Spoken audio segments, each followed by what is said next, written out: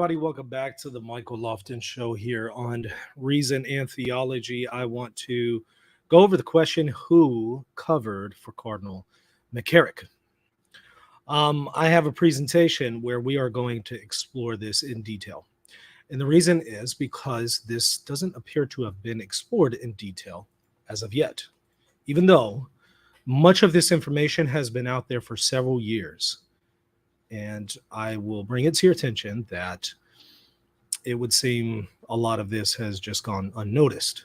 So I prepared a thorough presentation for you where we are going to explore this question. So without any further ado, let's dive in. I'm going to share my screen so you can follow along. Okay, here we go. Who covered for Cardinal McCarrick?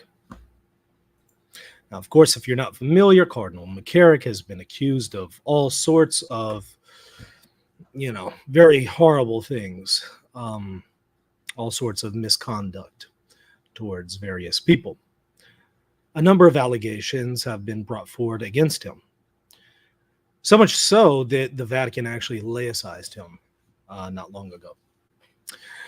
And you probably are aware that Archbishop Vigano, who's no longer a Catholic, he's now a set of a contest, but Archbishop Vigano in 2018 accused Pope Francis of covering up some things related to Cardinal McCarrick and covering for McCarrick. And not only that, but actually elevating him to a high position. And so we're going to explore some of that information in light of further evidence that has come out since Vigano made those claims in 2018. Some of y'all also may be aware that McCarrick it doesn't appear that he is going to be tried for some of these accusations. There was something in the works, but at this point, he's 94 years old, and it was determined that he is not capable of undergoing a trial because he's not all the way there. So it doesn't appear that anything is going to happen there. But we still need to explore this question because it certainly impacts the reputation of the Catholic Church, of Pope Francis, and others. So here's some questions that we need to explore. In 2018, again, Vigano released a letter, 11-page letter, claiming all sorts of things, including which the claim that Pope Francis knew about Cardinal McCarrick and his problems and the allegations as an accused sexual predator, and that Francis covered for him, and not only covered for him, but elevated him. Is this claim accurate? Number two, did Pope Francis shelter Cardinal McCarrick, or was it Archbishop Vigano who sheltered McCarrick and then attempted to shift the blame onto Pope Francis? So was it Pope Francis who was sheltering McCarrick, or was it Vigano who was actually sheltering McCarrick as apostolic nuncio and then shifted blame onto Pope Francis when evidence was about to surface? We're going to explore that question. Did Vigano fail to follow up on allegations about Cardinal McCarrick that were sent to him in his tenure as apostolic nuncio? This would be related to the question of, did he, in one way or another, cover up McCarrick and shelter Cardinal McCarrick? Why was Vigano rubbing shoulders with Cardinal McCarrick and lauding him in public, even though he had long known about allegations concerning McCarrick? We're going to explore that question. And then finally, did Vigano act one way while around Cardinal McCarrick and then a very different way when around the Vatican? And did he withhold information from the Vatican about Cardinal McCarrick? Those are the things that we are going to explore. I'll present the facts to you. You will be the jury. You will come to the conclusion. You might come to a conclusion before the end of the presentation, but certainly by the end of the presentation, you will have an answer to these questions. And I sure would like to know your answers. So you're welcome to put them in the comment section. By the way, I need to remind y'all, hit that subscribe button. There's a lot of people who have only heard one side of this story, and they likely won't hear this side, and they won't see this information that we're going to explore today unless you do your part, and that is subscribe and like. Help me reach new people, a new audience who hasn't heard of this show and likely will not hear about this information unless you help them. Okay. A lot to explore here. So hang with me. I promise you it will be fruitful. Vigano's 2006 letter. He actually wrote a letter in 2006 to the Vatican that we're going to explore. We're going to review pages 262 to 265 of the Vatican's November 10, 2020 report, which is available online. I'll put a link to it in the show notes. This is a report that was released, again, November 10th, 2020, by the Vatican, giving an exhaustive account of Cardinal McCarrick, what Rome knew, when Rome knew it, what Vigano knew, when he knew it, what Vigano said to Rome, what so-and-so said, what this, that, Cardinal and Bishop said. It's 461 pages. It was released in 2020. And I suspect most people haven't read through any of it, let alone all of it. We're going to read pages 262 to 265 because we're actually going to get to see a copy of the letter that Vigano wrote in 2006 to the Vatican about Cardinal McCarrick. And you'll find out why that's going to be relevant later on. Much of this builds on this 2006 and also a 2008 document. All right, so we're going to go to page 262 of this document. Again, it's available for free online. It's called Report on the Holy See's Institutional Knowledge and Decision-Making Related to the Formal Cardinal Theodore Edgar McCarrick, 1930 to 2017, prepared by the Secretariat of State of the Holy See, Vatican City, 10th of November, 2020. So let's go to page 262. Let's look at a copy of this letter that Vigano sent at the time. It says, let me zoom in on that so y'all can see it a little bit better. On the 6th of December, 2006, Archbishop Carlo Maria Vigano, at the time delegate for pontifical representations within the Secretariat of State, he wasn't the nuncio yet, wrote a memorandum related to the November 2006 communication from Nuncio Sambi to Cardinal Bertone. The memorandum stated, now let's read through it all. This is what Vigano wrote. Allegations of homosexuality regarding Cardinal Theodore McCarrick, His Excellency Monsignor Pietro Sambi, Apostolic Nuncio to the United States, by personal and confidential report to the Cardinal Secretariat of State, having mentioned and forwarded some writings sent to him by Cardinal Theodore McCarrick on China, Cuba, Iran, and the White House, goes on to address a particularly serious problem concerning Cardinal McCarrick himself. The nuncio writes, the Cardinal keeps us all on edge for the possibility that any moment he might become involved in sex scandals, and adds, writings and rumors about this have circulated in the past. And for this reason, the Congregation for Bishops had given me instructions to identify the successor for Washington as soon as possible. In this respect, among the writings and the rumors to which Nuncio Sambi appears to refer and about which the Secretariat of State is also aware, I draw attention to the attached memo regarding a letter dated 22nd November 2000 of Father Boniface Ramsey, written at the request of the late Nuncio Montalvo, in which Father Ramsey, formerly professor at the diocesan seminary in Newark from the late 1980s until 1986, states that there was a recurring rumor in the seminary that the Archbishop shared his bed with seminarians, inviting 5 at a time to spend the weekend with him in his house by the sea. So it seems that, according to this, that there was some inappropriate behavior there. Father Ramsey adds, I know a number of seminarians, some of who are now priests of the Archdiocese of Newark, who had been invited by Archbishop McCarrick to the house by the sea, and that they were well aware of what used to happen there, and at least one ex-seminarian who shared the bed with the Archbishop. This ex-seminarian, who is now a layman, attributed his having been sent to Rome for studies to the fact of having been in the Archbishop's bed a few times.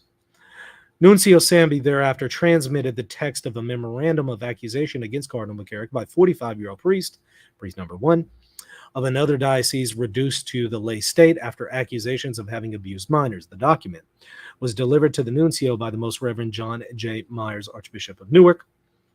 Attached to the memorandum are two documents. This first is a 1994 letter of the Most Reverend Edward T. Hughes, then Bishop of Metuchen, in which priest one recounts to the bishop a sad story of sexual abuse by the then Archbishop McCarrick and by various other priests and seminarians. The second consists of 4 pages of notes relating to the years 1986 to 87, in which priest one describes providing every circumstance in detail the abuses regarding then Archbishop McCarrick. The facts attributed to the Archbishop by priest one, as set forth in the 2 aforementioned documents, are of such gravity and are so nefarious as to provoke in the reader a sense of disconcert, deep sorrow, and bitterness. I will limit myself to saying that they amount to the crimes of entrapment, solicitation of seminarians, and priests to commit wicked acts repeatedly and simultaneously with more than one person, making a mockery of the young seminarian who tried to resist the Archbishop's seduction in the presence of 2 other priests, absolution of the accomplice to these wicked acts, and sacrilegious concelebration of the Eucharist with the same priest after committing such acts. It's pronounced Metuchen, somebody says in music lists. Okay, good to know. The memorandum in question had already been forwarded last June to about 20 people between civil and ecclesiastical, juridical authorities, police, and lawyers. It is therefore to be feared that the news will soon enter into the mix of public opinion. So Vigano is very concerned that there's about to be a huge scandal that is going to erupt in the public. This is, again, 2006. Nuncio Sambi adds, Cardinal McCarrick has not spoken to me yet of this matter. I asked to meet him in the next few days, since the Congregation for Bishops would like him to leave the neo-catechumenal neo-catechumenal seminary where he lives and stop traveling to lead a reserved life and of prayer. I know that the Cardinal chose an attorney for his own defense. It is to be hoped that this time as well, whether with a lot of money or a little, he succeeds in obtaining silence. Because it regards a cardinal, according to Canon 1405, it is solely the right of the Roman Pontiff himself to judge in the cases mentioned in Canon 1401. At the time, Pope Benedict was the Pope. If what is asserted to be true and proven, it would require an exemplary measure that might have a medicinal function that would soothe the serious scandal for the faithful who nevertheless continue to love and believe in the church. For once, it might be healthy if the ecclesiastical authorities were to intervene before civil authorities, and if possible, before the scandal erupts in the press. This would restore a little dignity to a church so tried and humiliated for so many abominable behaviors on the part of some pastors. In this case, the civil authority would no longer be required to judge an eminent cardinal, but a pastor in whose regard the church had already taken measures it deemed most opportune. So in 2006, he sounded pretty good. Pretty good. He sounds like he's really concerned about what is taking place and is, asking for this to be investigated further. Okay, so that's the 2006 letter. Now, we also have a 2008 letter from Vigano that we need to briefly read through. It's from the same report, page 282 to 285. So we're going to go to that very briefly here. 282 to 285. Scroll down just a little bit.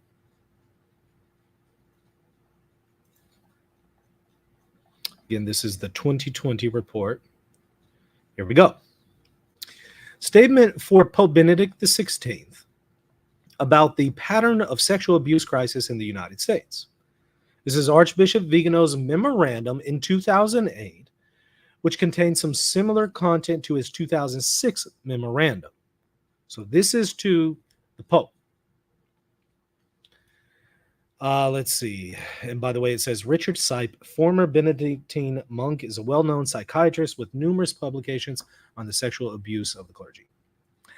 The following is noted regarding the document in question, transmitted on the 24th of April, 2008, by Father Noya on behalf of the Cardinal Prefect of the Congregation for the Doctrine of the Faith, to His Eminence, the Cardinal Secretary of State, and provided to the undersigned on the 24th of May. The central thesis of Richard Sipes' statement is as follows. This sexual aberration is not generated from the bottom up, but from the top down. That is, from the sexual behaviors of superiors, including bishops and cardinals. As evidence of his thesis, Sipe offers three examples, those of Bishop Thomas Lyons, former auxiliary of Washington, Abbot John Iden Shink of St. John's Abbey in Collegeville, Minnesota, both deceased. It would seem that Richard Sipe was a monk in the same abbey, and that of Cardinal Theodore McCarrick. Richard Sipes' accusations against McCarrick have been circulating for a long time, but what makes the case particularly worrying now is that the public report that has been made about him, Richard Sipe asserts that he has evidence of what he affirms and is willing to give it to the Holy Father. He writes, while I was adjunct professor at a pontifical seminary, St. Mary's, Baltimore, a number of seminarians came to me with concerns about the behavior of McCarrick, then Bishop of Metushin, I think is how y'all said it, Metushin, New Jersey. We'll just say that place in Jersey. It has been widely known for several decades that Bishop and now Archbishop Cardinal Theodore McCarrick took seminarians and young priests to a shore home in Jersey, sites in New York, and other places, and slept with them. He established a group of young seminarians and priests that he encouraged to call him Uncle Ted. I have his correspondence where he referred to these men as being cousins with each other. Catholic journalist Matt C. Abbott already featured the statements of two priests and one ex-priest about McCarrick. All three were in the know and aware of Cardinal McCarrick's activities in the same mode as I had heard at the seminary. None of these reporters, as far as Abbott knew, had sexual contact with the Cardinal in the infamous sleepovers. But one had firsthand reports from a seminarian priest who did share a bed and received cards and letters from Cardinal McCarrick. The modus operandi is similar to the documents and letters I have received from a priest who describes in detail McCarrick's sexual advances and personal activity. At least one prominent journalist at the Boston Globe was aware of McCarrick from his investigation of another priest, but until now, legal documentation has not been available. And even at this point, the complete story cannot be published because priest reporters are afraid of reprisals. Richard Sipes' statement ends with the following appeal to the Holy Father. I approach your holiness with due respect, but with the same intensity that motivated Peter Damian to lay out before your predecessor, Pope Leo IX, a description of the condition of the clergy during his time. The problems he spoke of are similar and as great now in the United States as they were then in Rome. If your holiness requests, I will submit to you personal documentation of that about which I've spoken. The personnel office had already dealt with Cardinal McCarrick's case following a report by the nuncio to the United States, in which Archbishop Samby pointed out that by June 2006, the memorandum of accusations against the cardinal had already been forwarded to about 20 people between civil and ecclesiastical, juridical authorities, police, and lawyers. It is therefore to be feared that the news will soon enter into the mix of public opinion. See the memo attached December 6, 2006. The writer concluded his memorandum with the following observations. To see many scandals in the church in the United States, it seems that another of particular gravity concerning a cardinal is about to be added because it regards the cardinal. The Pope has a judgment if what's asserted is true and will require an exemplary measure that might have a medicinal function that would soothe the serious scandal. So we read that part. We'll move on. The internet publication of the Richard Sipes statement took place around the 21st of April, in the days immediately following the visit of the Holy Father to the United States. In this context, the statement poses a challenge to the words of the Holy Father in his speeches in the United States after his repeated condemnations of sexual abuse by the clergy. No words of mine could describe the pain and the harm inflicted by such abuse, according to Pope Benedict XVI. The case of Cardinal McCarrick, as had been said, is within the sole competence of the Roman pontiff, who could possibly entrust the promoter of justice of the congregation for the doctrine of the faith with commencing an investigative process as soon as possible. All right, so that's his 2008 memorandum. This is, again, a side of Vigano that we see that really does appear like he's concerned. There's about to be a scandal that erupts, and he's just simply saying, hey, look, there's some stuff here that we need to look into. Benedict needs to look into this. And so he's trying to get the Pope's attention. Now, Benedict did respond by informally asking McCarrick to restrict his travels. McCarrick, was known for traveling all over, receiving awards, giving speeches, just masses, ordinations, all kinds of stuff. Even though he's retired, he was doing all sorts of stuff. He was just all over the place. And Benedict, he did not issue any kind of formal sanctions, but he informally just kind of asked, hey, maybe just kind of restrict your travels.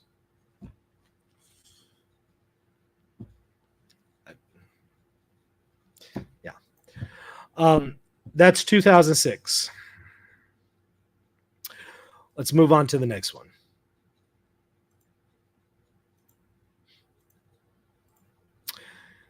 Vigano is made nuncio in 2011. Vigano was made apostolic nuncio to the United States in 2011 and was frequently informed by Cardinal McCarrick about his travels. So Vigano, well after this, 2006, 2008 memorandum, 2011 comes around, he's made nuncio. He already knows of this 2006 decision where, Benedict just kind of asks, hey, maybe, just stop traveling and all that. Keep a low profile.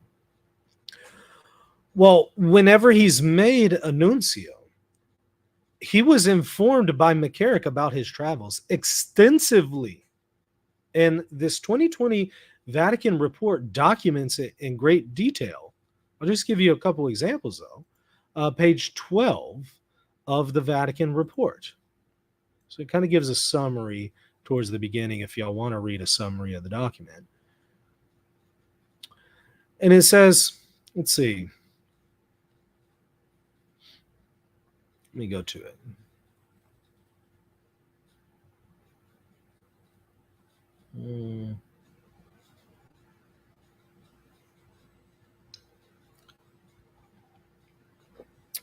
Yeah, right here.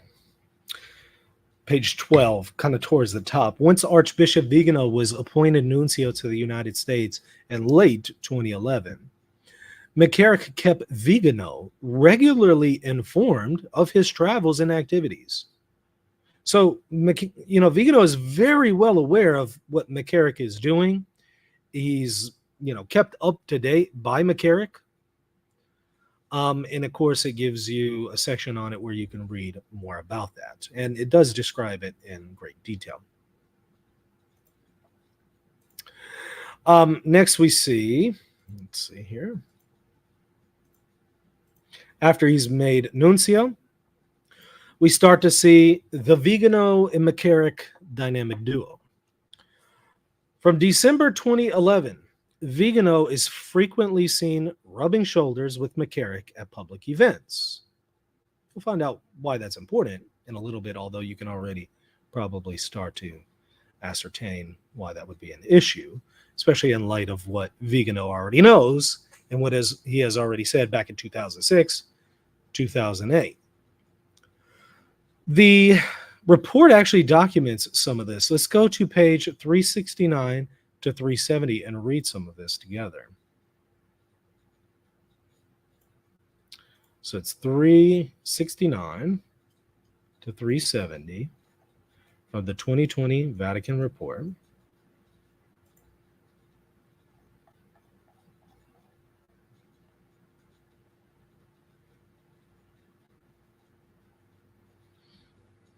Okay. McCarrick made public appearances in Washington and elsewhere in the United States, including a keynote speaker, and it gives documentation for every one of these.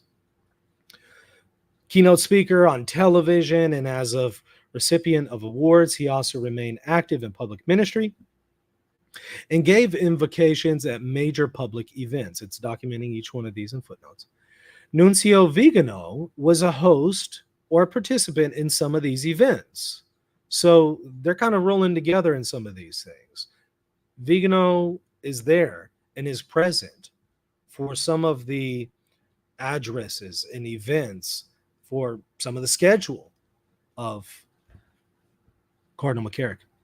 Vigano was a host or participant in some of the events, including a patrons of the arts in the Vatican Museum's diner at the Nunciature, December 2011. It gives documentation about that, more in the footnote. A diner on the evening of the Chrism Mass at St. Matthew's Cathedral, April 2012. And again, it's giving you more detail about each one of these instances in the footnote. You're welcome to go and read them at your own leisure. Reception at the Nunciature for Pope Benedict XVI's anniversary, and the World Mission Dinner of the Pontifical Mission Societies in the United States, which is held at a hotel in Manhattan, May 2012. At the Pontifical Mission Societies dinner, Nuncio Vigano warmly referred to McCarrick at the beginning of his remarks, stating, His Eminence Cardinal Theodore McCarrick, he's an ambassador from quite a certain time, as a priest, as a bishop, as an archbishop and cardinal, and very much loved from us all. Loved from us all. In fact, we actually have a video of that. I'll play it very briefly for you. But again, mind you, here in 2012, he's going to these events with McCarrick, knowing what he knows back in 2006 and 2008, knowing all that. When he becomes nuncio, things start to look a little different, and he starts to go to these events with McCarrick, and is even publicly lauding him, saying, like, you're loved by us all. Now, I mean, I have a question for you. If you know that somebody is accused multiple times from multiple sources of this kind of behavior, maybe you can't just come out and publicly like attack the guy or something at a meeting, but would you really say this? I don't know. Seems a little odd. In fact, Vigano was confronted about that later on. We'll see what he said. But let's take a look first at footnotes 1130 through 1134 from this 2020 report. On December 2011, McCarrick wrote to Vigano, I want to express my deepest gratitude to you for your kindness in including me and my secretary in the invitations to the splendid dinner which you enjoyed very much at the Nunciature. Afterwards, McCarrick wrote to Vigano to say, thank you for a very gracious and enjoyable reception at the Nunciature to celebrate the Holy Father's anniversary. Thank you so much for inviting me. I met a number of old friends and was so pleased to have the opportunity. Cardinal Wuerl recalled in an interview that McCarrick attended large events at the Nunciature and elsewhere during Archbishop Vigano's tenure as nuncio.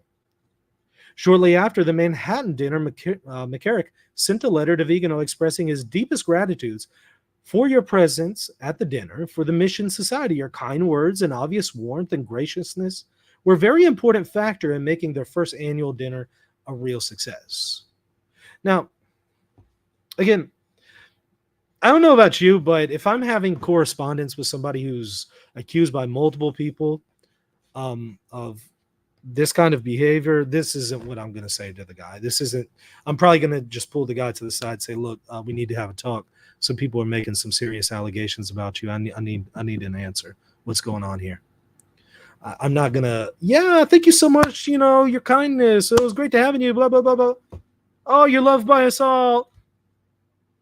That, I don't know about you, but that's not how I would respond. So it seems to me like there was some kind of shift between 2008 and 2011 when he becomes nuncio.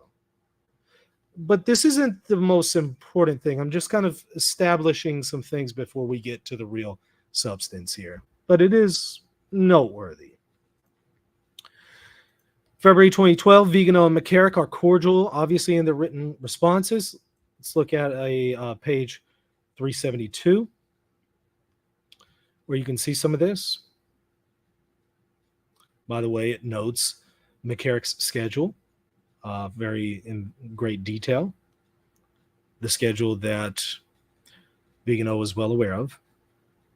McCarrick also traveled to Rome to meet with Benedict XVI on January 2012 on the occasion of the ad limina visit of the Archdiocese of Washington. He returned in April of the same year on behalf of the Papal Foundation. McCarrick maintained his contacts abroad during this period, as well as including with Cuban officials and with the Archbishop of Havana.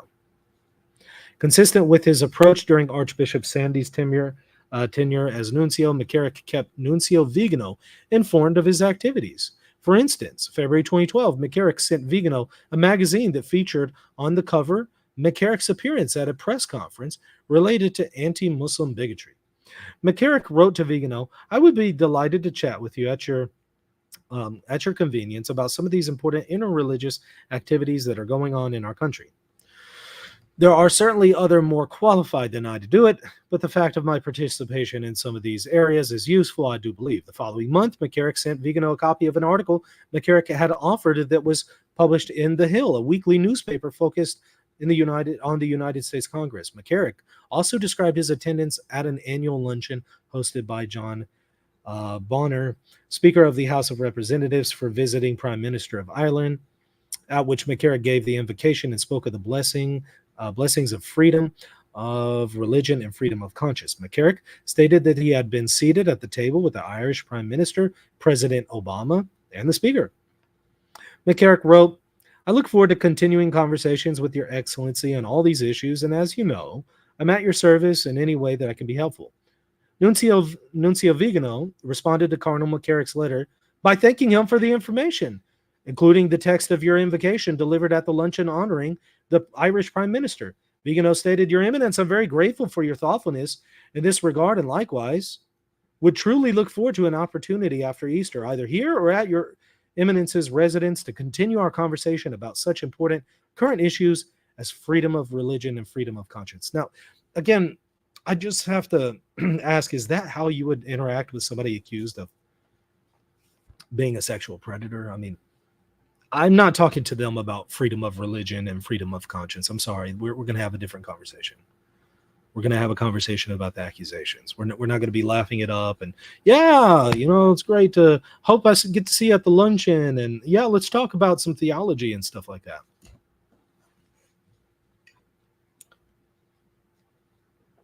What you're seeing is with the Vatican, he's very critical of McCarrick, but to McCarrick's face, I'm seeing something different. But this isn't the big stuff.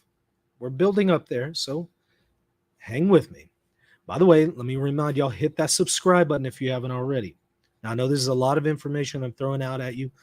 Bear with me. Be patient. I promise it will be fruitful if you just continue to explore this with me. April 2012, McCarrick keeps Vigano apprised of his travels. It's page 374 of the 2020 report. Lets him know in great detail what all is going on. In early 2012, McCarrick sent a letter to Nuncio Vigano about Iran, referring to a recent dinner Vigano had attended at St. Matthew's Cathedral on the night of the Chrism Mass, in which the two prelates had a moment to chat. Forwarding his own correspondence to the USCCB leadership regarding Iran, McCarrick wrote, "I thought it would be good for me to share this with you." Cardinal McCarrick also kept Vigano apprised of his travels. For example, on the 21st of April, 2012, McCarrick wrote about his upcoming trips in the United States and abroad.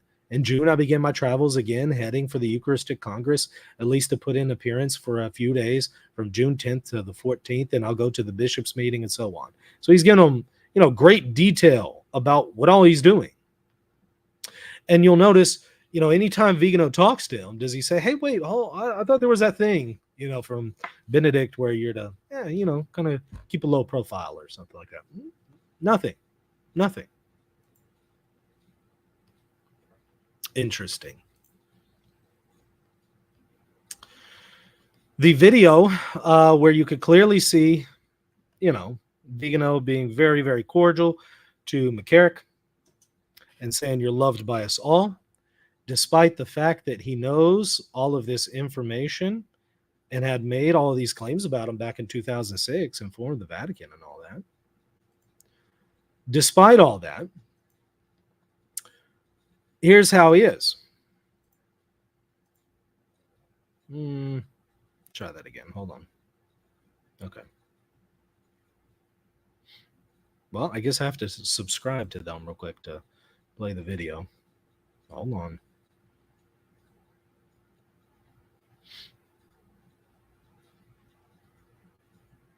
Or let me try turning off the ad blocker, because I do want y'all to see this video.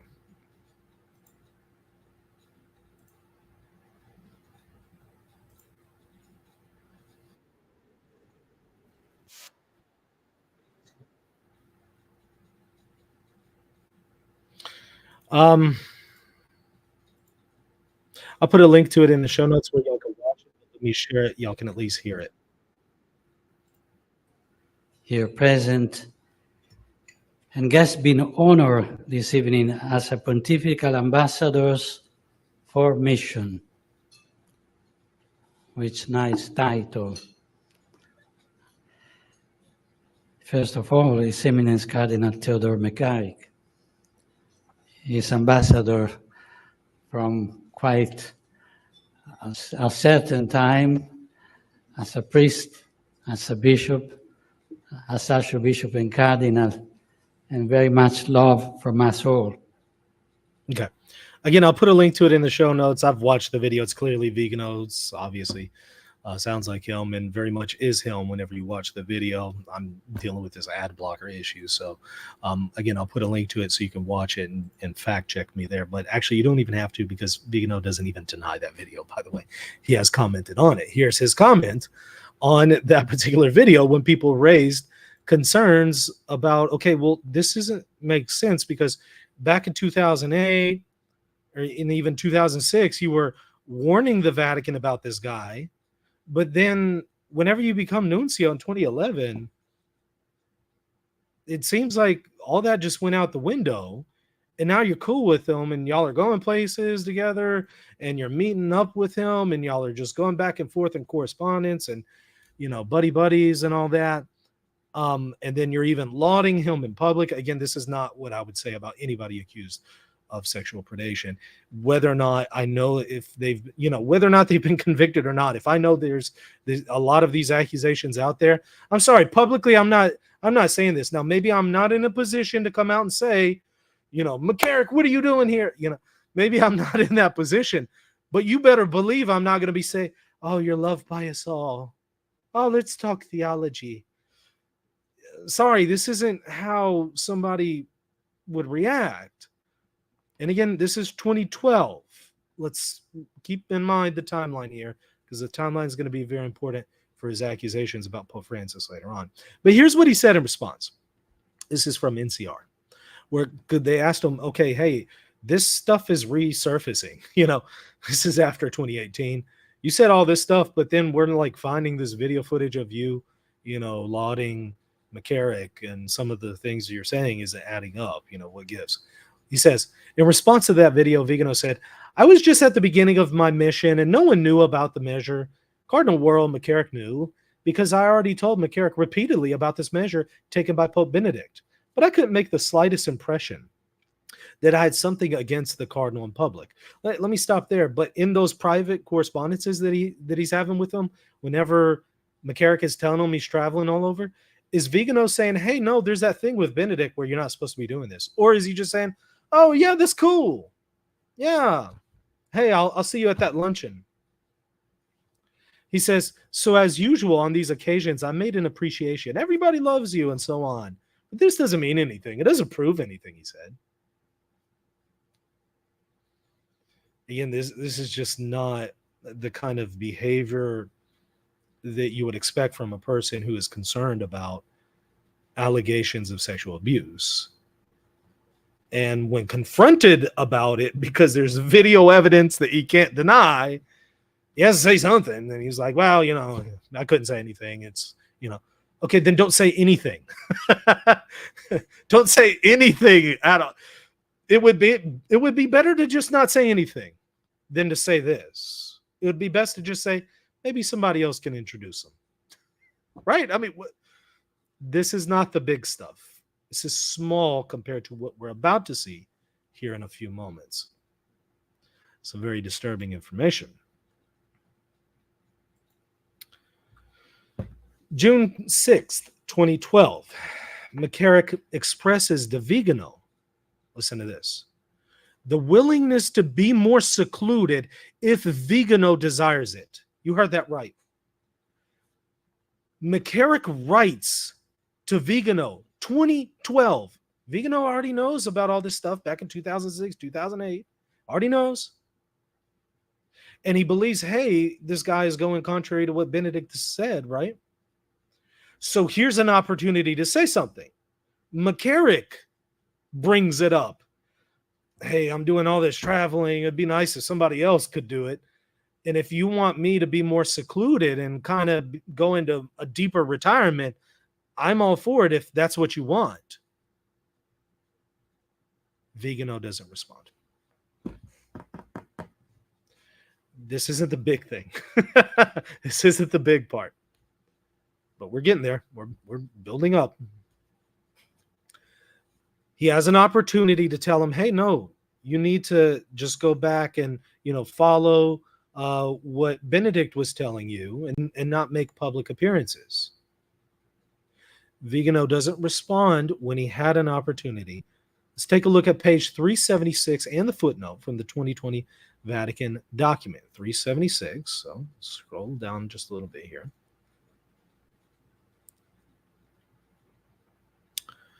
Here he says kind of towards the end, after just kind of saying, I'm really tired of doing all this stuff and it'd be nice if other people step in. McCarrick says, I desire only to be of service. And although I must admit that even at 82, I do enjoy to give and the give and take of these meetings, I am most willing to go into a more retirement mode if Your Excellency, that's Vigano, he's writing to Vigano, or my other superiors feel that this would be preferred. 1162. McCarrick reiterated his travel plans in another letter to Vigano the following day, in which he stated that he was preparing to go to the Eucharistic Congress for a few days and then ultimately off to the Middle East and the Far East at the beginning of the summer.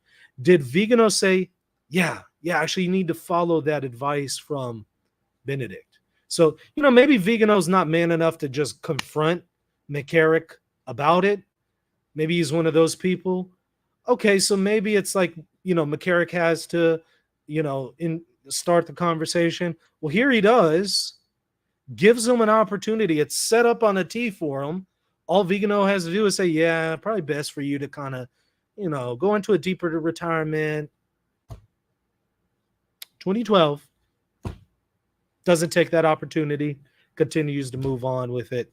No issue. Doesn't tell him, yeah, you need to go into isolation. There's no record indicating that Vigano followed up on McCarrick's offer to go into a more retirement mode. Instead, Vigano told his staff to set up a meeting with McCarrick, which was scheduled for the 24th of July, 2012, after what Vigano's secretary called McCarrick's extensive travel.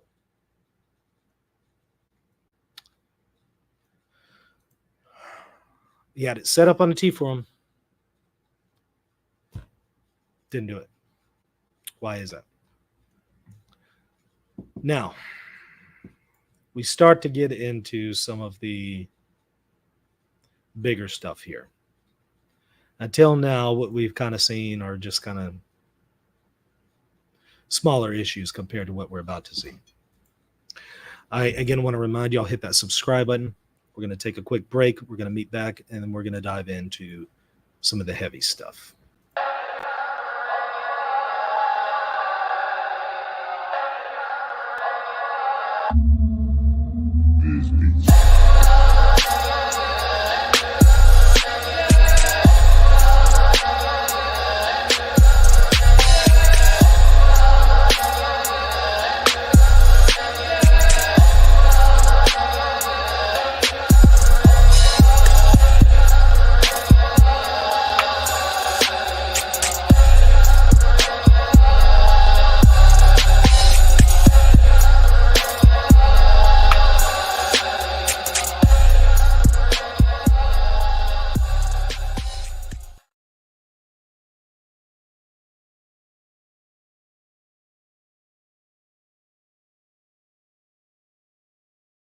All right, let's inch in a little bit more into the story. It gets more and more disturbing as we progress through this. So if you were thinking about checking out, this is too much information, now is not the time to check out. This is the time you want to really stick around and pay attention. Okay, let me share my screen and let's proceed. Okay.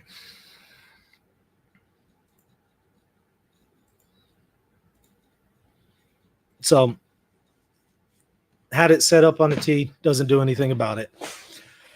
June 29, 2012. Vigano was informed about allegations surrounding McCarrick,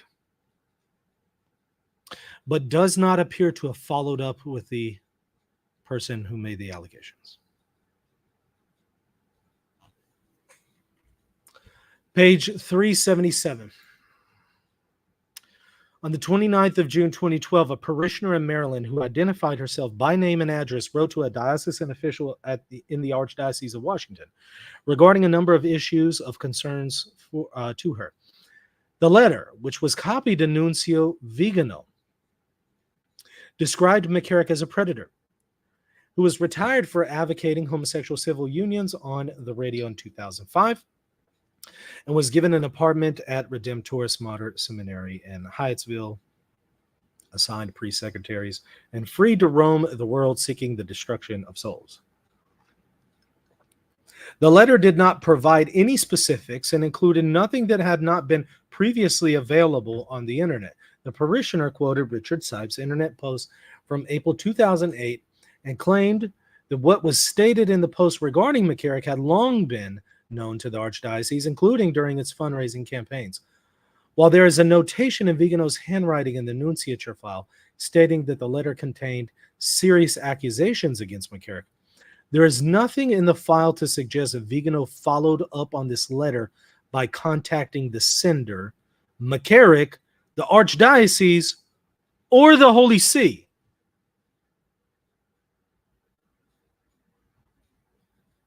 Now, again, if somebody contacts you with concerns, are you going to say, I know all this stuff, and so I'm not going to respond? Or are you going to follow up with this person, try to see, well, maybe they know some additional information too? You're going to follow up with them if you actually care, right? Doesn't follow up with the sender, McCarrick, the Archdiocese, or the Holy See. Doesn't even inform the Holy See, according to the report.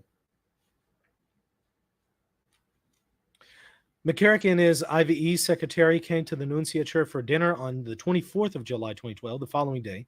McCarrick wrote a letter to Nuncio Vigano stating, I wanted to thank you for a wonderful visit yesterday. First of all, you gave me a precious gift of so much time and allowed me to talk about many issues. Secondly, inviting my priest secretary and myself to that wonderful dinner was a special grace for me and for him.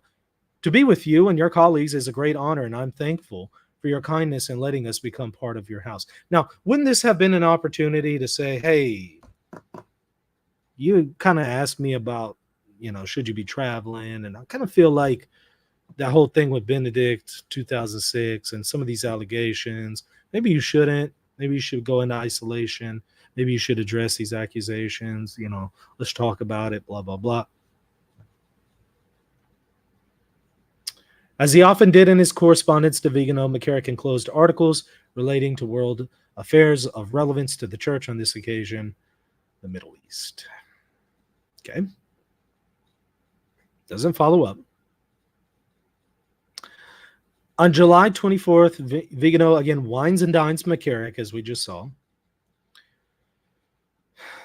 On August 6th, 2012, a priest, what the document is going to call priest number 3, writes to Vigano and informs him that he was sexually assaulted by McCarrick.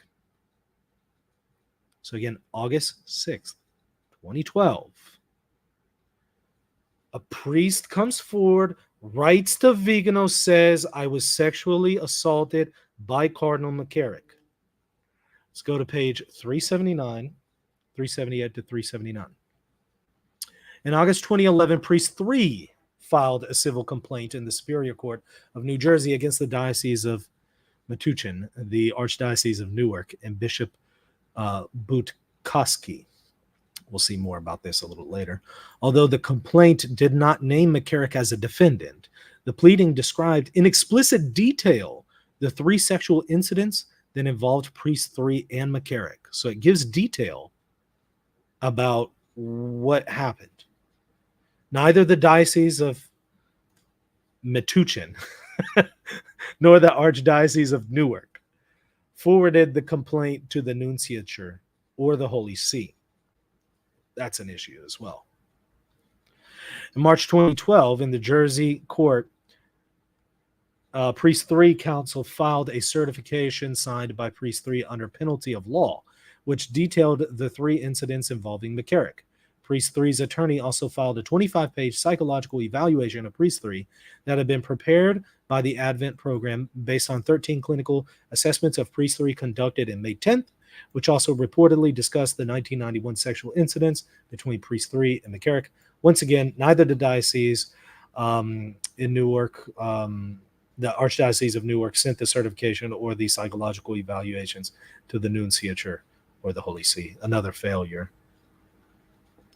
On the 6th of August, 2012, Priest 3 wrote a 3-page letter to Nuncio Vigano. So he writes to Vigano. In the letter, Priest 3 stated, "Early in my time in North America, I was sexually assaulted by the Cardinal Theodore McCarrick. At the time he was Archbishop. I mention this now, as I believeth it is," who says believeth? "As I believeth it is at the root of my recent problems with the Diocese of Metuchen."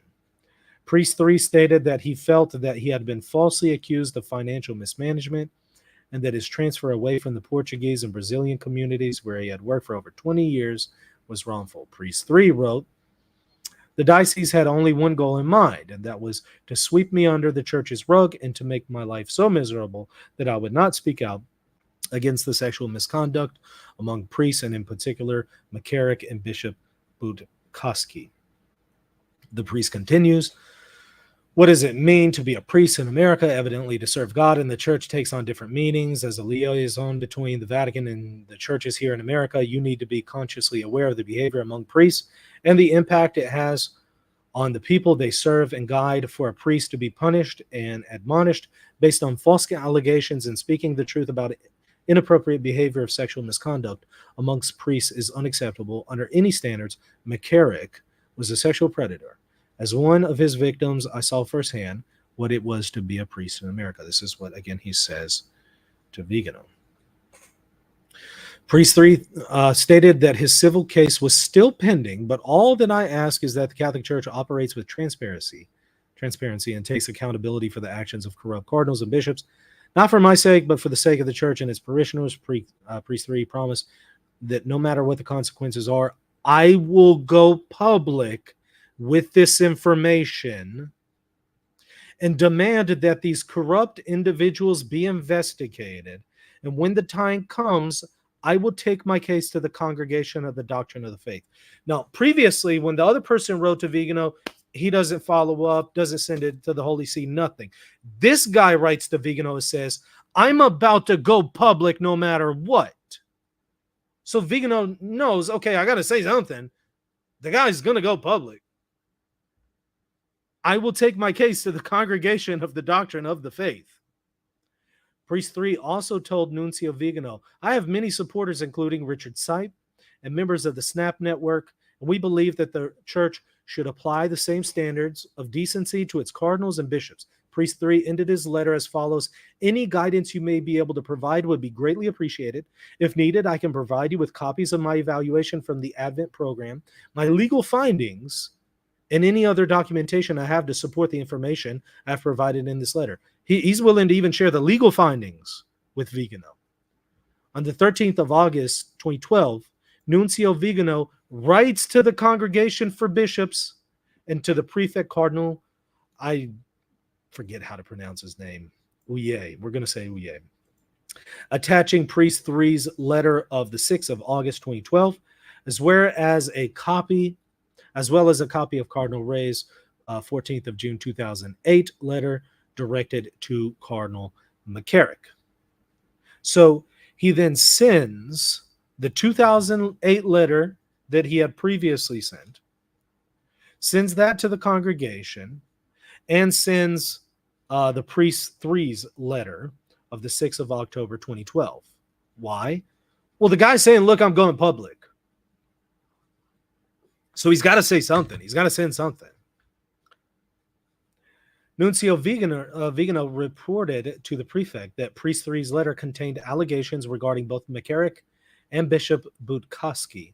With respect to Budkowski, Vigano stated that it was the first time that this prelate has been accused of this crime, and that there is nothing in the secret archive of this nunciature regarding the bishop in question. Vigano then focused on McCarrick, saying, the numerous accusations against Cardinal McCarrick are well known to the Congregation for Bishops. In this regard, my deceased predecessor personally delivered to the Cardinal the enclosed letter of Cardinal Ray, dated the 14th of June 2008, by which he was invited not to appear in public and to change residence. Some say it's Wele for the Cardinal in question. We'll go with Wele. Cardinal McCarrick, therefore, should not have accepted any invitation of a public nature and should have conducted a quiet life of prayer and penance for past imprudent actions. Wait, what? Let me push pause here. So he's writing now, because the guy's threatening to go to public, so he has to say something to the Congregation for Bishops. So he's writing to them, and he's saying, yeah, I'm concerned. I'm concerned about McCarrick. He shouldn't be so... He shouldn't be so public. He's supposed to be living a life of prayer and penance for imprudent actions and be quiet and not really traveling. He doesn't tell the Congregation of Bishops he's at these events with McCarrick. Vigano's at these events with him.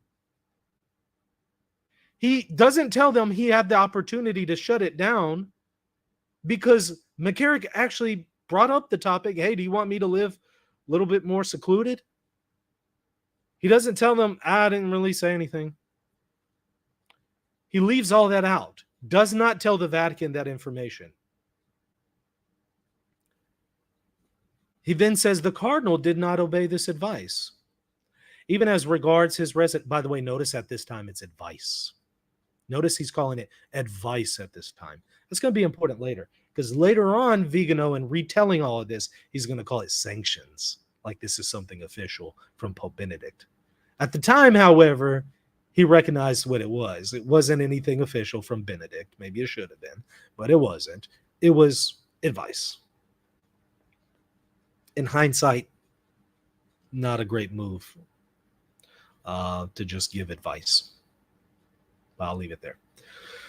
Even as regards his residence, he only recently left the Redemptoris Mater Seminary, and today he lives in Hyattsville in a house near the parish of St. John Baptiste de la Salle, where some young religious of the Argentine Congregation of the Incarnate Word present in the United States are living. He often appears in public for social and ecclesiastical events, which Vigano is present at, right? He's at these events.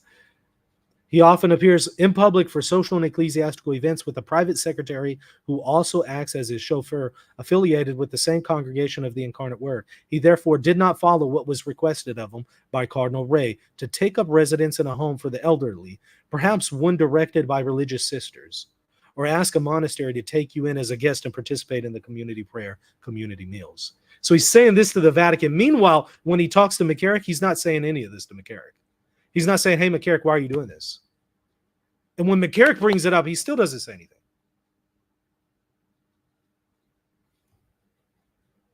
This isn't the big part yet. Hang tight. We're getting there. Moreover, the Cardinal continuously travels abroad, even ordaining priests in dioceses where he has been invited. More on that in a moment. Keep that in mind. He's writing to the Vatican, kind of complaining about, he's not being private, and he's out there even ordaining people. That's going to come back to bite him in a moment. He participates in conferences, seminars, roundtables, which Vigano's present at. He has been present in several high-level meetings, including one in Iran, to free American hostages without having received any mandate from the United States Conference of Bishops or from the Holy See. He often travels to the Middle East, reports in continuously regarding his travels, meetings, but it is not clear to what end and in whose name he does them. Did he express any of these concerns with McCarrick directly? Christ-bearer Michael, the Inquisitor, Lofton in full form. Oh, just wait. Oh, just wait. You'll see the Inquisitor in a moment. Accordingly, one can affirm that Cardinal Ray's admonition to him was a dead letter. There is no doubt that the initiative now taken by Priest 3 may represent a new grave risk that the Cardinal's actions and behavior will be made public with serious damage to the Church. I therefore request instructions as to how I should act in this regard. I should act. Who's speaking? Vigano. How I, Vigano, should act. What do you want me to do? What do you want me to do about this? Not what are you guys in Rome doing? Not that. No. He's asking, what do you want me as nuncio to do about McCarrick? That's important for what you're about to see. Vigano copied his letter to Bechu, the substitute in the first section of the Secretariat of State, and Archbishop Mueller, Gerhard Mueller, later on Cardinal Mueller, the same one who recently accused Pope Francis of heresy, attached him on it, the new prefect of the Congregation for the Doctrine of the Faith.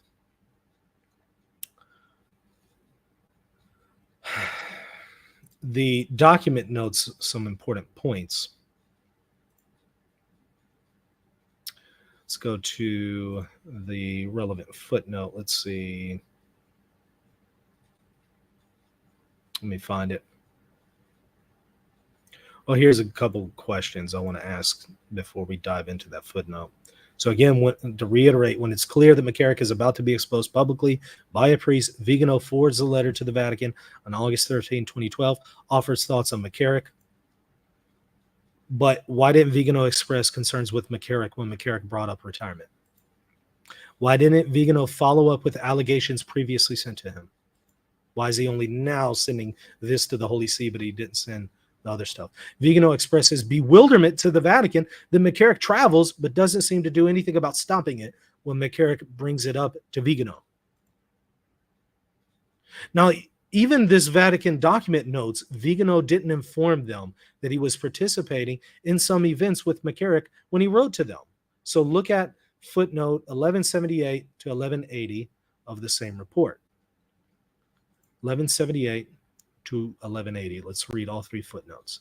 As noted above, McCarrick had informed Nuncio Vigano that he was traveling abroad for CRS, including trips to Lebanon, Jordan, Egypt, and the Far East. Moreover, Vigano received the green books from the USCCB, which described McCarrick's travels on behalf of the conference and CRS. Members of the USCCB leadership at the time who were interviewed for this report stated that Vigano knew for sure that McCarrick was traveling abroad in that period for the USCCB. Not hard to believe, given how much McCarrick was informing Vigano about his traveling schedule.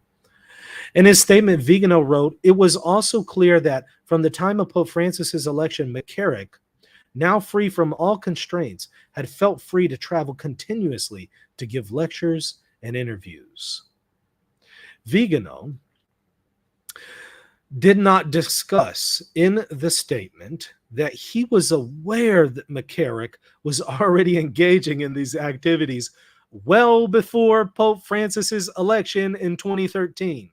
So when he tries to retell this story, he tries to throw shade on Pope Francis while all of this other stuff was going on. Or that Vigano had personally participated in some of these events without registering any objection. Not only not registering objection, praising the guy. As you saw in that video, you're loved by us all. Or that Vigano himself had called Cardinal Ray's written indications a dead letter in August 2012. In his correspondence with the three dicasteries, Vigano did not mention that McCarrick's continued travel and public appearances had been long-standing and had received the approval of Nuncio Sambi, as was clear from the records of the Apostolic Nunciature in Washington. Didn't tell them that. Vigano also did not tell Cardinal Wale or any of the other superiors in the Roman Curia that McCarrick himself had offered to go into a more retirement mode in his June 2012 letter to Vigano, or that Vigano did not take the opportunity to encourage McCarrick to do so. The document itself is calling Vigano out and is pointing these issues out. Moving on. This is a really big part. So this part, these, next few points that I'm about to address, it's big. And it's amazing that this has really not been addressed. So, on September 12, 2012, Cardinal Wale instructs Vigano on how to proceed with McCarrick. You remember, he finally writes to them saying, hey, what do you want me to do? Vigano is saying, what do you want me to do about McCarrick? He gets a response from the Vatican. The Cardinal responds and tells him, here's what you need to do. He tells him how to proceed. Let's look at page 384 to 385. On the 12th of September 2012, Cardinal Wale responded to Nuncio Vigano's 13th August letter. Cardinal Wale provided specific instructions to Vigano on how to proceed.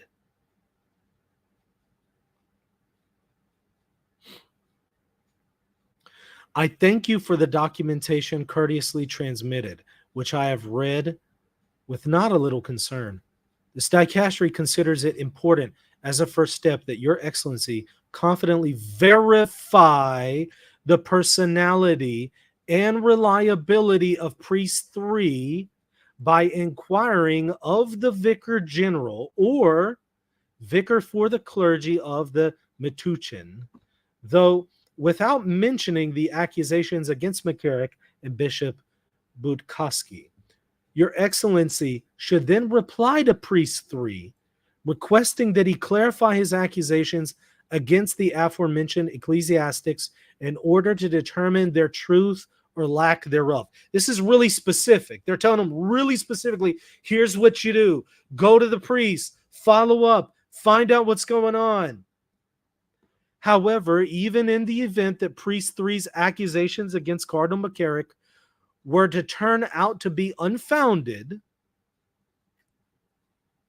if the facts were made public, they could harm the Cardinal and the Church. Therefore, I ask that Your Excellency, that's Vigano, have a conversation with the Cardinal. So talk to the Cardinal, presenting to him this new accusation against him. Reiterating to Cardinal McCarrick, for his own good and for the good of the Church, the previous indications of this dicastery. To lead a more reserved life of prayer.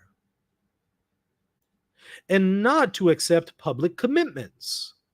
So they're telling Vigano, tell McCarrick not to accept new commitments. That's going to be important here in a moment. Whether in the United States or abroad, without the prior and explicit permission of the Holy See, from this dicastery bearing the same protocol number dated September 8th, 2008. With regard to Cardinal McCarrick's residence, I leave it to Your Excellency to evaluate whether or not the current one in Hyattsville is truly problematic. So he receives very specific details on what to do. Vigano asks, what do I do? Okay, here's the answer. Here's what you do. Pretty straightforward, right? The Vicar General and the Vicar for Clergy who were serving in the diocese in the relevant period were separately interviewed for this report. Each was certain that he had never been contacted by Vigano.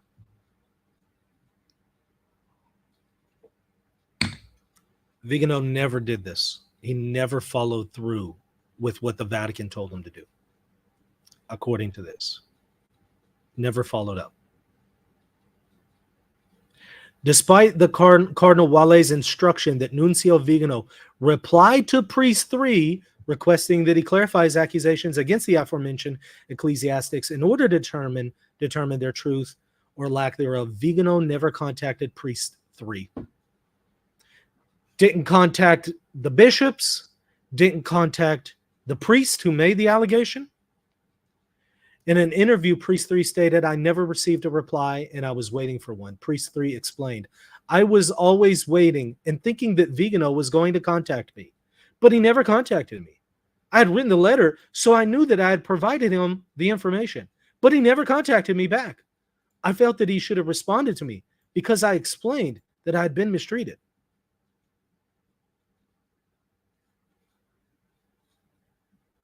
Now, if you know a priest is saying, "Hey, this cardinal sexually molested me, he sexually assaulted me," you write to the Vatican because the priest is about to go public. You write to the Vatican, say, "Hey, what do you want me to do?"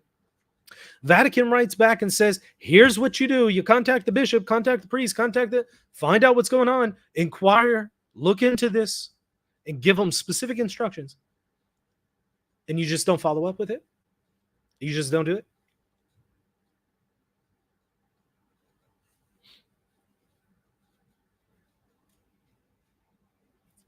What does that say? What does that mean?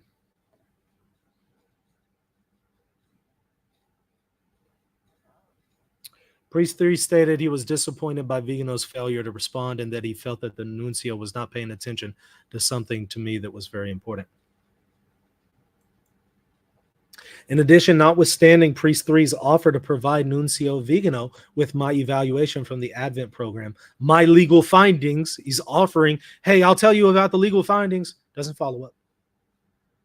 And any other documentation I have to support the information I've provided in this letter, Vigano did not request any documents in Priest 3's possession, including the legal findings from the New Jersey court case. Look, if the guy is telling you, "Hey, there's a court case that I have related to this situation," and the Vatican tells you to follow up, aren't you going to ask that priest, "Hey, can you give me a copy of that court case? Tell me what the findings are." Nor did he obtain these filings from the court, the Diocese of Metuchen, or the Archdiocese of Newark. As a result, the civil complaint, which detailed the 3 sexual incidents with McCarrick, was not received by the nunciature or the Holy See until late 2018.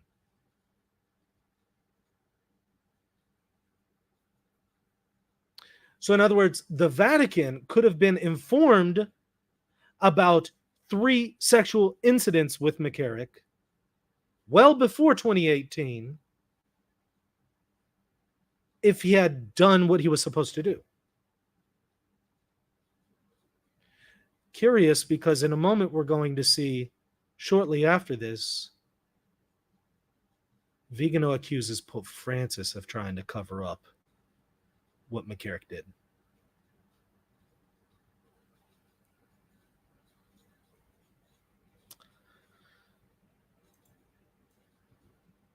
They didn't find out until 2018 as a result of this negligence, when it was requested by the nunciature personnel from the Archdiocese of Newark.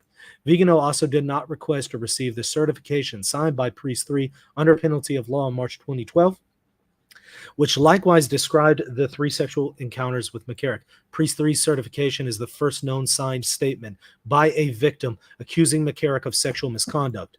But because Vigano did not request any documentation offered to him by Priest 3, Holy See officials never saw the certification during this period, and indeed not until well after McCarrick's dismissal from the clerical state.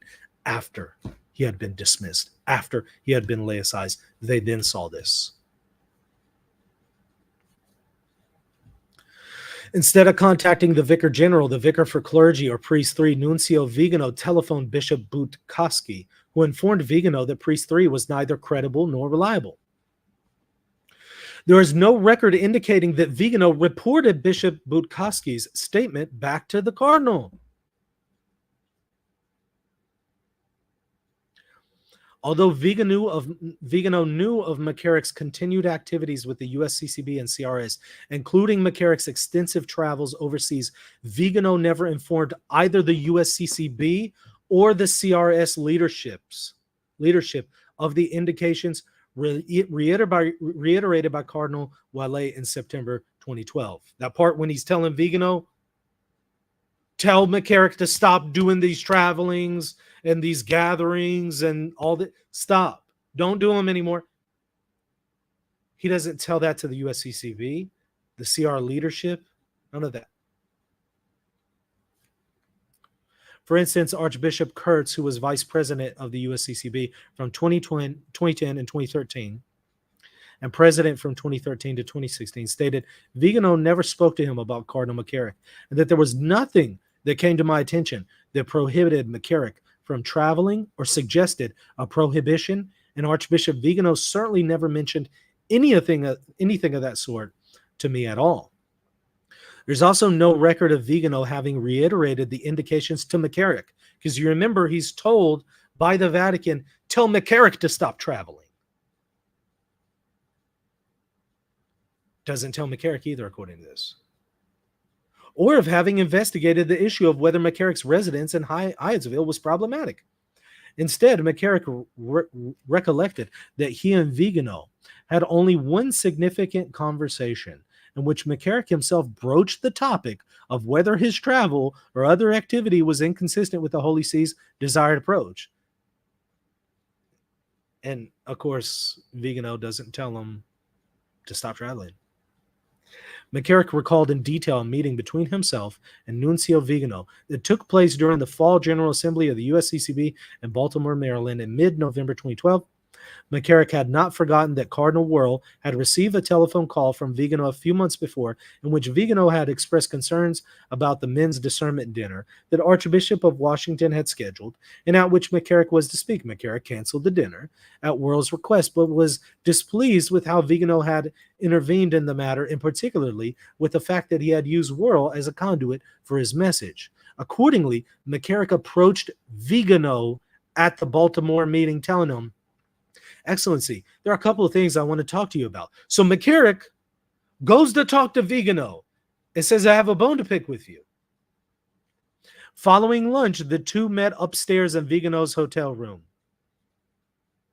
Stop it. Where they spoke for about half an hour.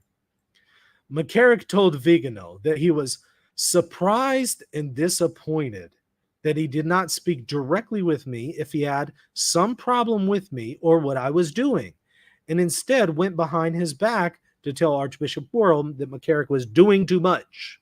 Not that he was doing anything, because he shouldn't be doing anything, but he's just doing too much. McCarrick recalled, I was very direct with him. I told him, you are spreading things that are not true. He complained to Vigano, I've had people say bad things about me over the years, and they have never proved them, but it hurts me. And I follow what the Holy Father says, and I believe that what I have done with regard to the work of the church is what the Holy Father wants me to do. I don't believe I've ever done anything that the Holy Father didn't want me to do.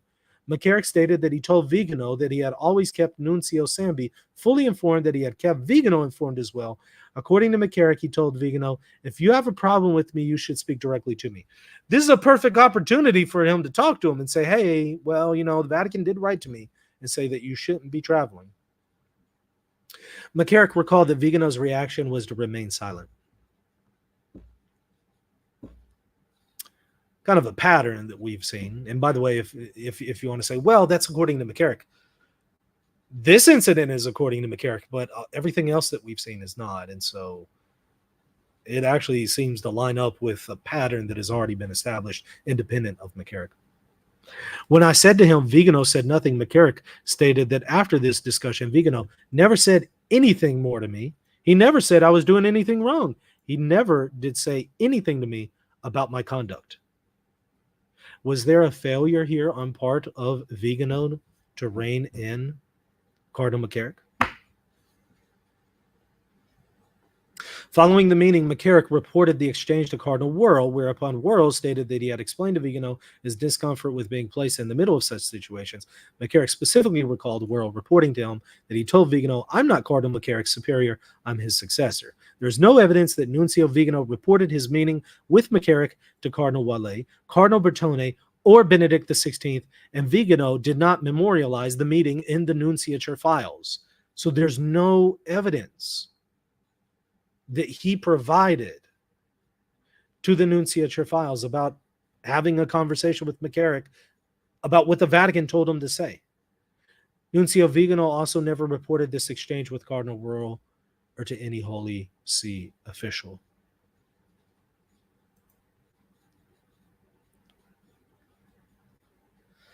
Okay, let's go to the next part. June 13th, 2023. So again, this is, let's see, how long after he was told what to do? He was told what to do in September 12th, 2012. Let's see, that's like 9 months later. June 13th, 2013. Vigano forwards to Cardinal Wale a letter from Bishop Budkowski to Vigano about a settlement, and this was his only response to the Vatican on the McCarrick investigation. That was it. Let's look at page 398 of the document.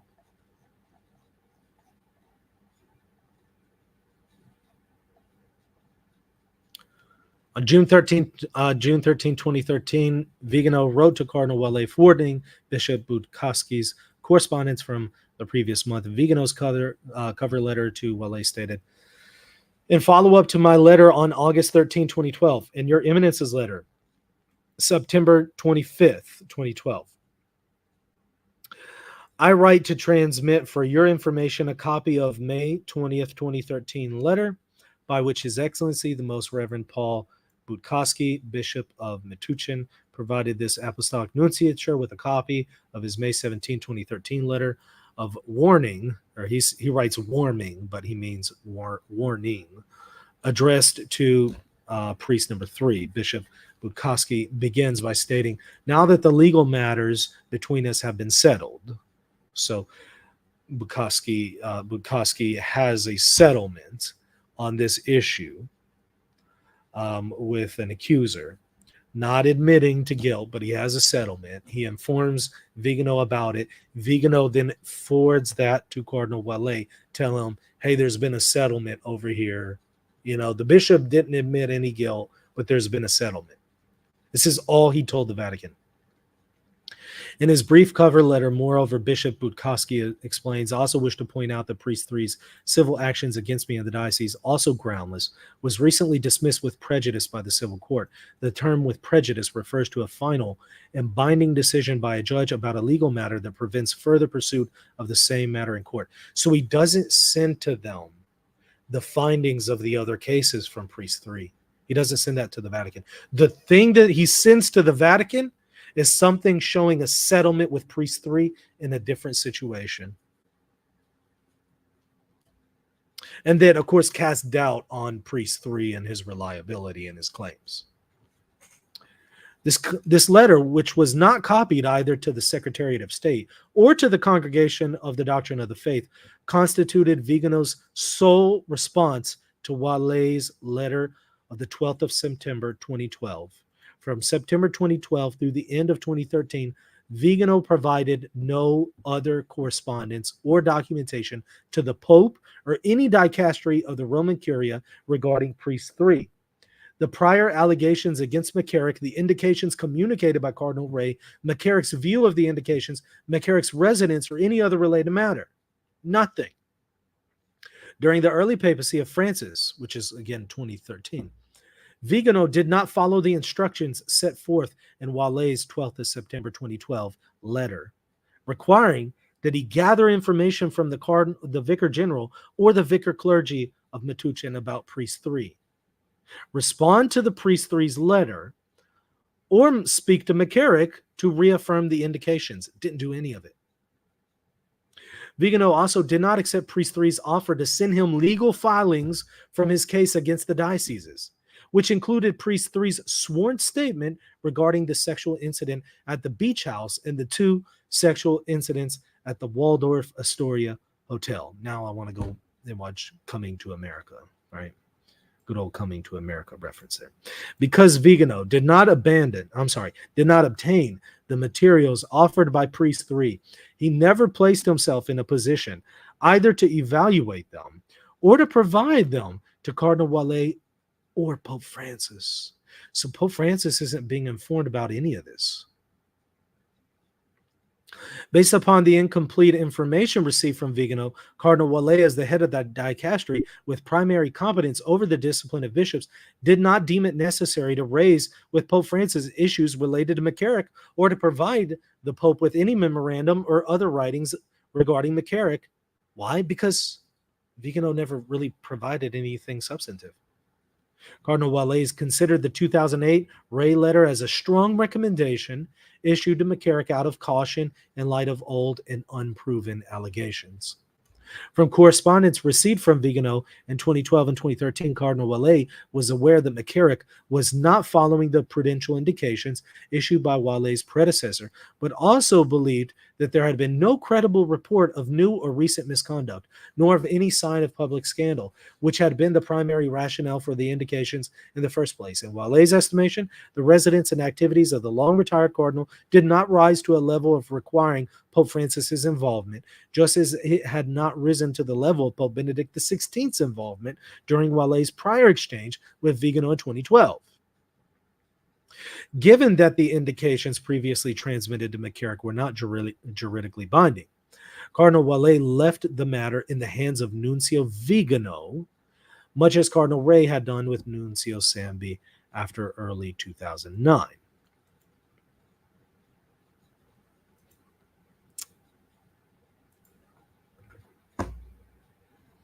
Now, we're going to take a look at Vigano, then meets with Pope Francis. After all of this has gone on, Pope Francis just becomes Pope, 2013. And we're going to see how he interacts with Pope Francis about this situation. We're going to see the facts, and then we're going to compare it to his retelling of what happened. And I'll let you decide where the truth is. This is where it's going to get really interesting, because we're about to see him begin to accuse Pope Francis of covering up Cardinal McCarrick and that situation with McCarrick. And that takes place after everything I just showed to you. All of the failures I just showed. Very important in establishing whether or not it was Pope Francis who covered things up, or maybe Vigano. So we will take a look at that here in just a moment, right after this.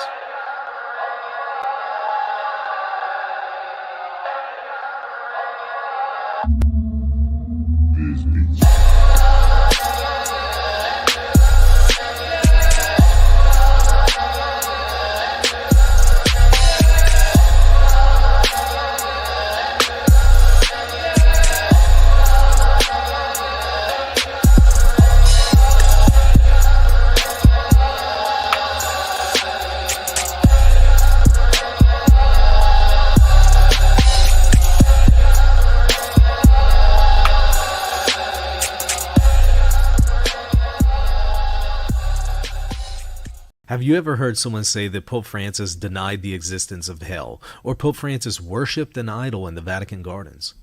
There are many claims that have been made about Pope Francis for over a decade, and many of them are inaccurate. I've set the record straight in my free ebook called Top 10 Lies About Pope Francis Exposed. Get your free copy today by visiting reason.podia.com.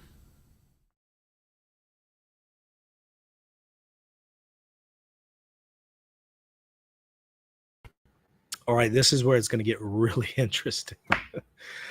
Oh, boy. Okay. So, June 21st of 2013, Vigano meets with Pope Francis. has a brief interaction with him at this public meeting with a whole bunch of other bishops present. He walks up to Pope Francis, tells him, "Hey, I'm the nuncio of the United States." I suspect this was the first time they had met. So June 2013, meets with Pope Francis. Now, in his later recounting of how this situation went down back, in his later retelling of this in 2018, he says, what happened in 2013? Vigano claims of Pope Francis. Let me share my screen.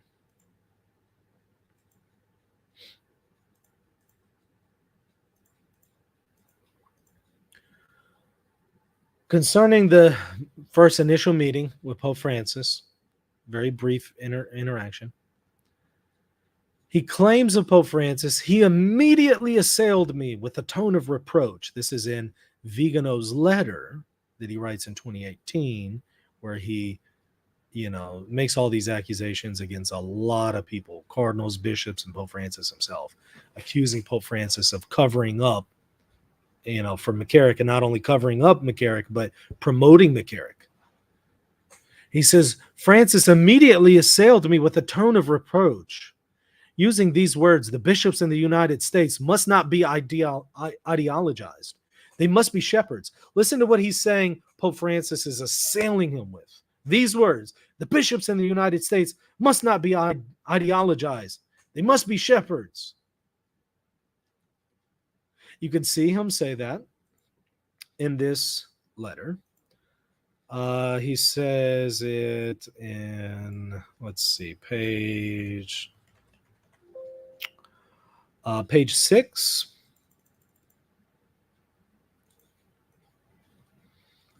The next day, the audience with Pope Francis took place after his address. This is from Vigano, which was partly read and partly delivered off the cuff. The Pope wished to greet all the nuncios one by one in a single file. I remember that I was among the last.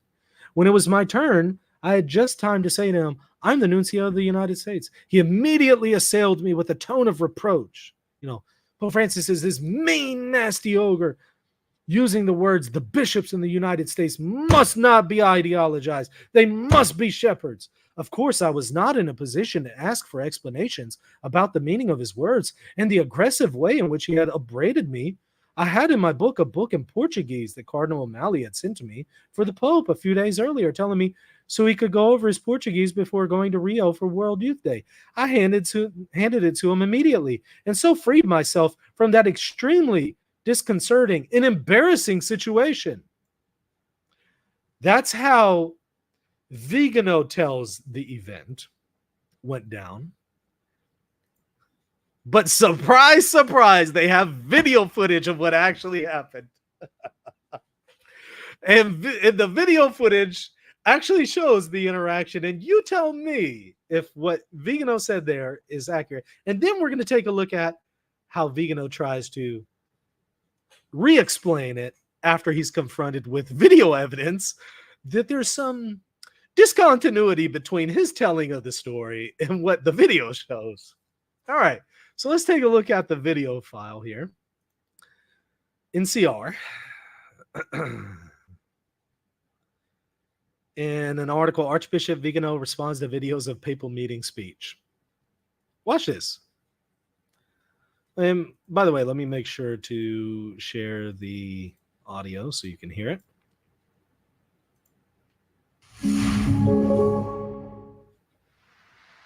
In his document accusing Pope Francis of knowing about and ignoring allegations of sexual misconduct by then Cardinal Theodore McCarrick, the former papal nuncio to the United States, Archbishop Carlo Maria Vigano, said that at the end of a meeting June 21st, 2013, here's Vigano right over there, quote, "The Pope wished to greet all the nuncios one by one. In single file, I remember that I was among the last. When it was my turn, I just had time to say to him, 'I am the nuncio to the United States.' He immediately assailed me with a tone of reproach, using these words: 'The bishops in the United States must not be ideologized. They must be shepherds.'" The following video clip from the Vatican Television Center archives shows Archbishop Vigano greeting Pope Francis that day. So here's what really happened on video. The abrupt cut in the video during their meeting is part of the archival copy. CNS did not edit it. All right, here's Vigano, goes up to Pope Francis to meet him. Pope Francis is smiling. He says, tells him in his ear, I'm the nuncio to the United States. Pope Francis smiling. Ah, yes. Watch.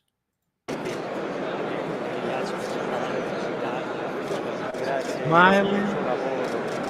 I'll read the subtitles to you here in the captions. Look at his face. Does Pope Francis look mad, mean, and embarrassing? Let me read the captions to you. Ah, the United States, Francis says.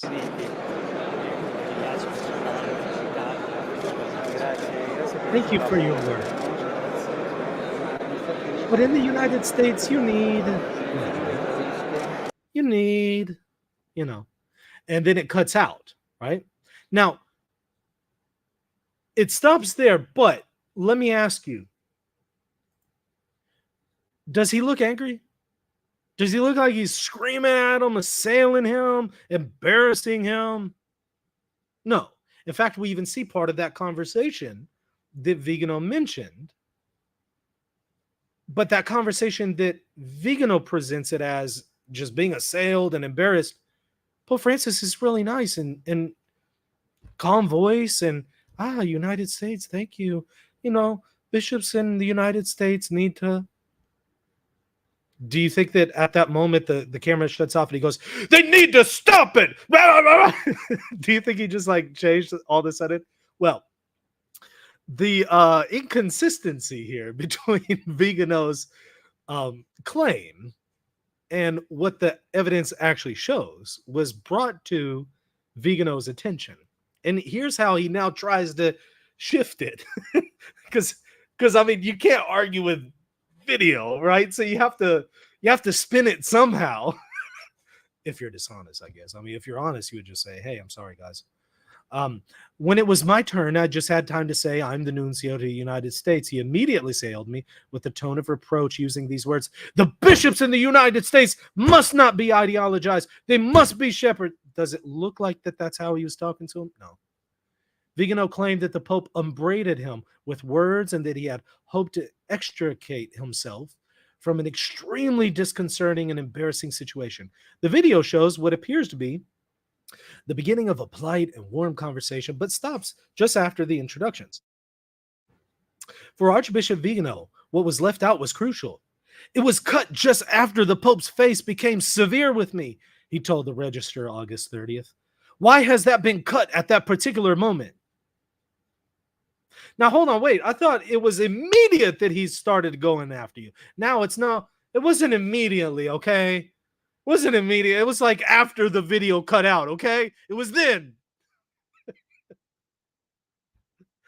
I'm sorry. I'm not buying it because first the story was it was immediate.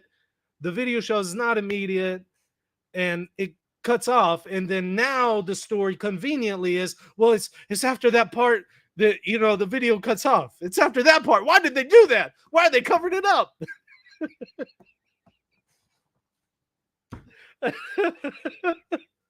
Okay. All right. Somebody said this is comedy hour. It should be. As soon as I told him I'm also nuncio in the United States, he immediately started pointing a finger and gesticulating.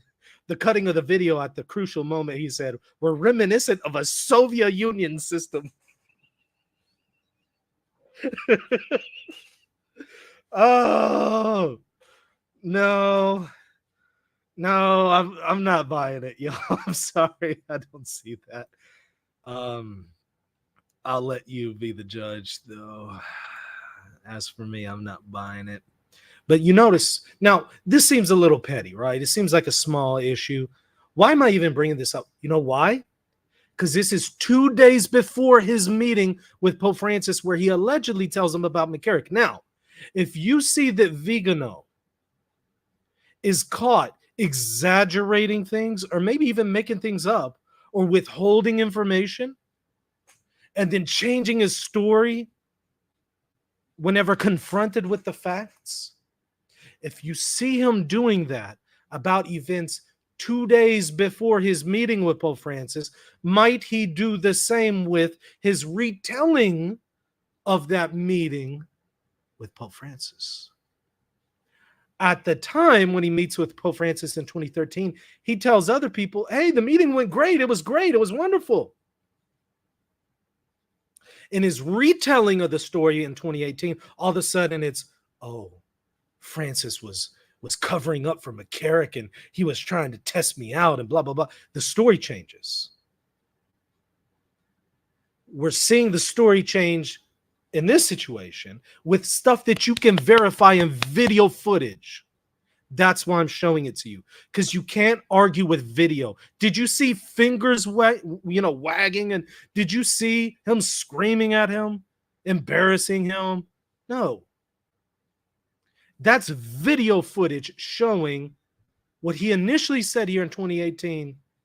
Yeah, no, you either made that up entirely or really exaggerated something, like severely exaggerated. Maybe Pope Francis went from, yes, United States to, now, some people in the United States shouldn't be ideologized. Now, you see how my face changed from a smile to kind of a serious face? But I'm not screaming at you in that moment. Now, maybe in that change from a smile to a serious face, he exaggerates that serious face to, he's screaming at me. He's yelling at me. Oh no. How dare he? He embarrassed me. That's the way it comes across, that he exaggerates things. Now, if he exaggerates what you can verify in video footage, might he exaggerate behind the door conversations that you can't verify, that depend on either Pope Francis's words or his words? Which one are you going to go with based on what we're seeing so far? That's why I'm showing this to you. So that was interesting. Okay. Now, 2 days later, after that meeting with Pope Francis, where Pope Francis evidently chewed him out, but he clearly didn't. 2 days later, June 23rd, 2013, according to Vigano's 2018 retelling of the events, so it depends on like which Vigano are we consulting here, Vigano says he told Pope Francis about Cardinal McCarrick. And he mentions this again in the 2018 letter. Let's read his version of the events, where he begins to accuse Pope Francis of covering for McCarrick. Mind you, this is after everything I just showed to you. After failing to follow up with Vatican requests for him to inquire into Priest 3 and other issues, failing to report some things to the Apostolic See, failing to follow up with McCarrick himself, failing to confront McCarrick about things that he has grievances with, elsewhere whenever he's writing to the Vatican, failing to actually confront McCarrick about it when he can. After all of that, he then accuses Francis of trying to cover things up, and Francis trying to cover up McCarrick. Let's see what he says on page 7 of the 2018 retelling of the events. At the end of the audience, the Pope announced, those of you who are still in Rome next Sunday are invited to celebrate with me at the Doma Sancta Martha. I naturally thought of staying on to clarify as soon as possible what the Pope intended to tell me. This is after he allegedly screamed at him. On Sunday, June 23rd. So again, 2 days later, according to Vigano, before the celebration with the Pope, I asked Monsignor Rica, who, as the person in charge of the house, helped us put on the vestments, if he could ask the Pope if he could receive me sometime in the following week. How can I have returned to Washington without having clarified what the Pope wanted of me? He said, hey, the United States bishops, blah, blah, blah. So he wanted to clarify. At the end of the Mass, while the Pope was greeting the few lay people present, Monsignor Pedaccio, his Argentine secretary, came to me and said, the Pope told me to ask if you are free now. Naturally, I replied that I was at the Pope's disposal and that I thanked him for receiving me immediately. The Pope took me to the first floor in his apartment and said, We have 40 minutes before the Angelus. I began the conversation, asking the Pope what he intended to say to me with the words he had addressed to me when I greeted him the previous Friday. And the Pope, in a very different, friendly, almost affectionate tone, said to me, "Ah, yes, the bishops in the United States must not be ideologized. They must not be right-wing like the Archbishop of Philadelphia." The Pope did not give me the name of the Archbishop. They must be shepherds, and they must not be left-wing. So they must not be right-wing or left-wing. Be balanced. And he added, raising both arms, and when I say left-wing, I mean homosexual. That's this is all interesting to read after Pope Francis's recent comments on some of this. Okay. Of course, the logic of the correlation between being left-wing and being homosexual escaped me, but I added nothing else. How did that one escape you? You're the nuncio in the United States, and that one escaped you? Have you talked to any Catholic in the United States? Immediately after, the Pope asked me in a deceitful way. Notice that he explicitly says Pope Francis was being deceitful. What is Cardinal McCarrick like? I answered him with complete frankness, and if you want, with great naivete.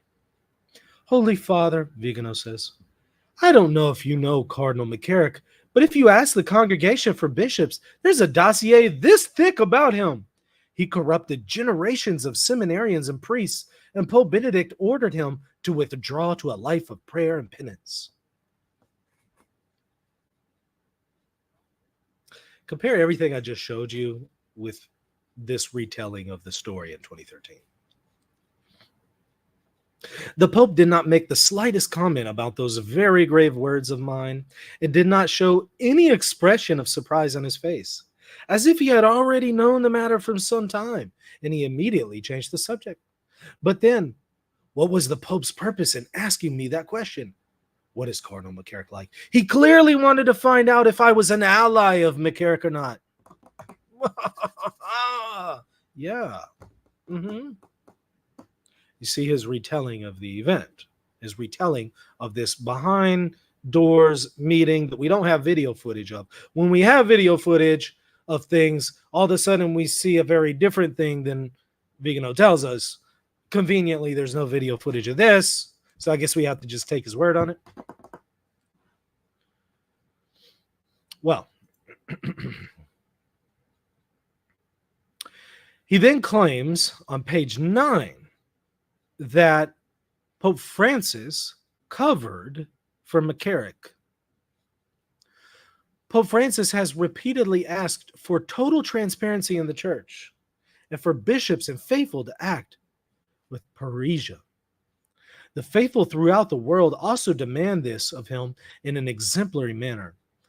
He must honestly state when he first learned about the crimes committed by McCarrick, who abused his authority with seminarians and priests. This is a very different Vigano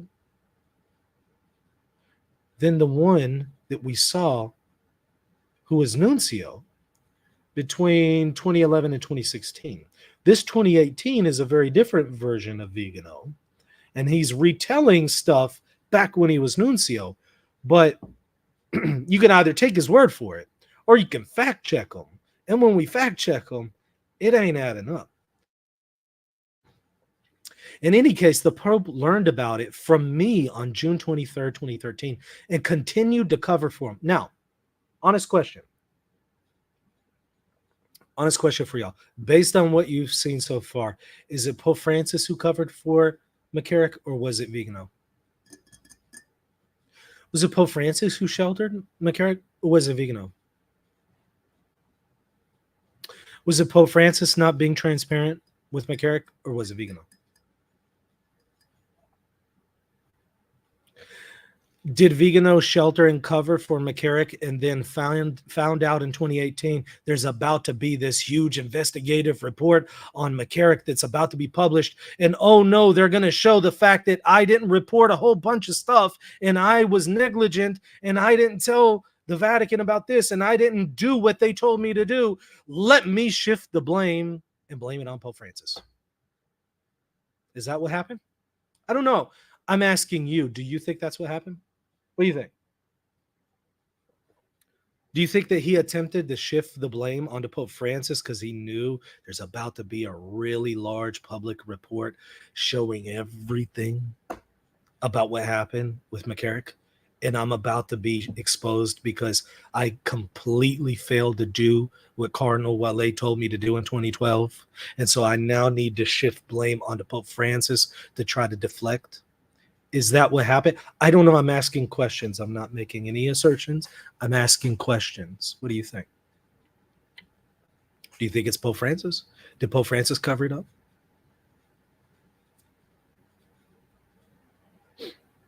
He did not take into account the sanctions. Oh, all of a sudden now there's sanctions. Remember back when we read Vigano originally, it was advice. You remember? I pointed that out. I said, remember that? It was originally advice. All of a sudden now it's sanctions and the retelling of the events. Even though it wasn't sanctions, it was advice. Now we might say, well, maybe it shouldn't have been advice. Maybe Benedict should have made it sanctions. For one reason or another, maybe Benedict didn't have enough information. One reason or another,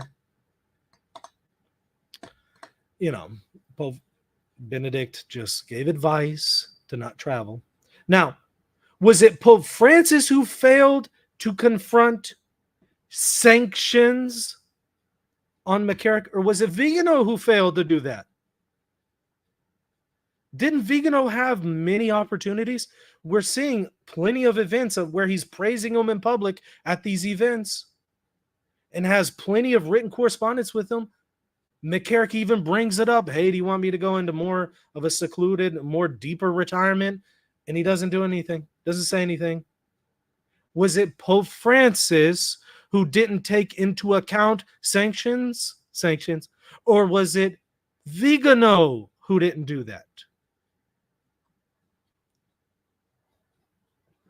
Based on everything we've seen so far, I think you know the answer to the question. But there's more. We're not done.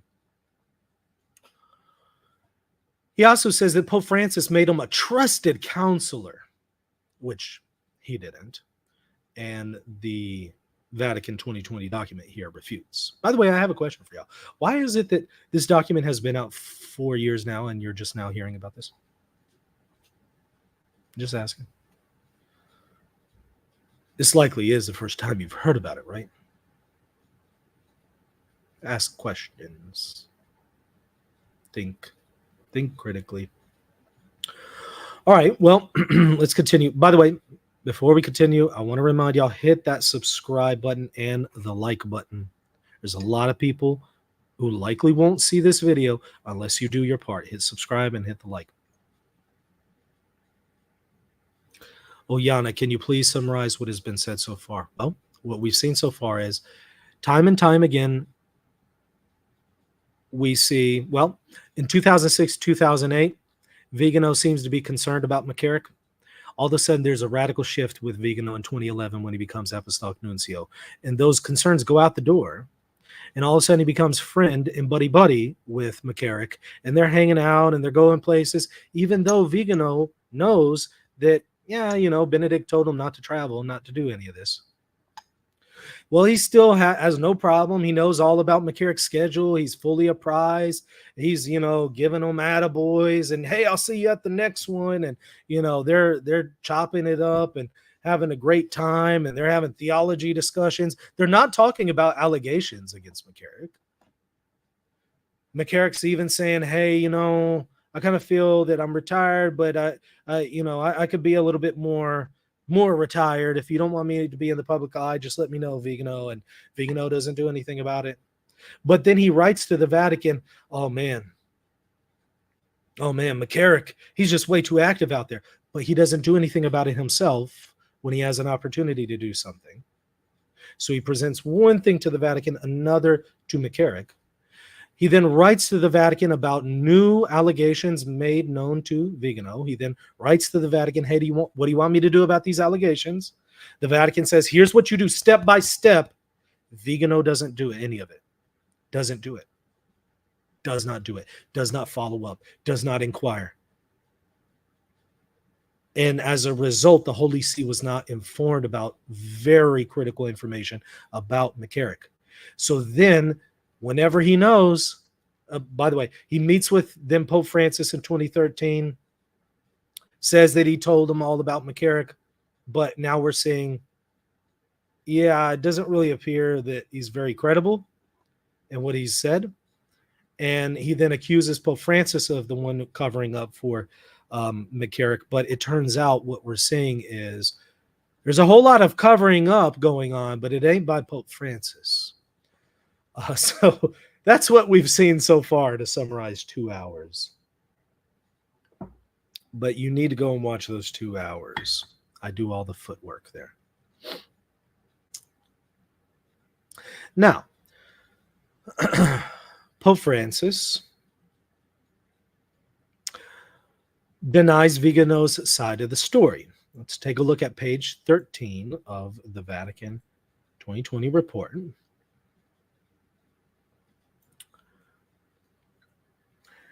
On October 2018, the Holy Father ordered a thorough study of the documentation present in the archives of the dicastery. The examination of documents was undertaken in compliance with the instructions of the Holy Father.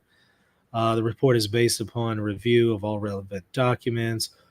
Let's see. Although the Holy See's examination was originally focused on documenting, I may have the wrong page here. I have multiple pages where Pope Francis responds. Let me find the other page here, 404 to 405. Let's go to that.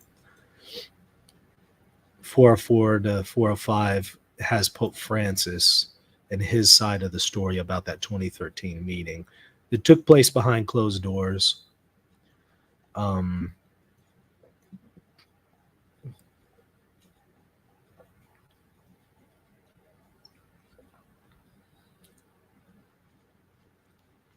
Okay. Pope Francis was questioned closely regarding the June 23rd and October 10th, 2013 meetings. He only met with Vigano twice. June 23rd, October 10th. Whether due to extraordinary level of activity during the summer and fall of 2013 or due to how the information was communicated. Pope Francis did not recollect what Vigano said about McCarrick during the two meetings. Now, if Francis was lying, he would have just said, oh, he never said any of that. An honest answer is, honestly, don't even remember what he said. It was so immemorable, I guess is the term. It was so poorly communicated that I don't even remember it. However, because McCarrick was a cardinal known personally to him, Pope Francis was certain that he would have remembered had Vigano spoken out about McCarrick with any force or clarity. So if he's saying, oh yeah, there's this large dossier out there, he would have remembered that.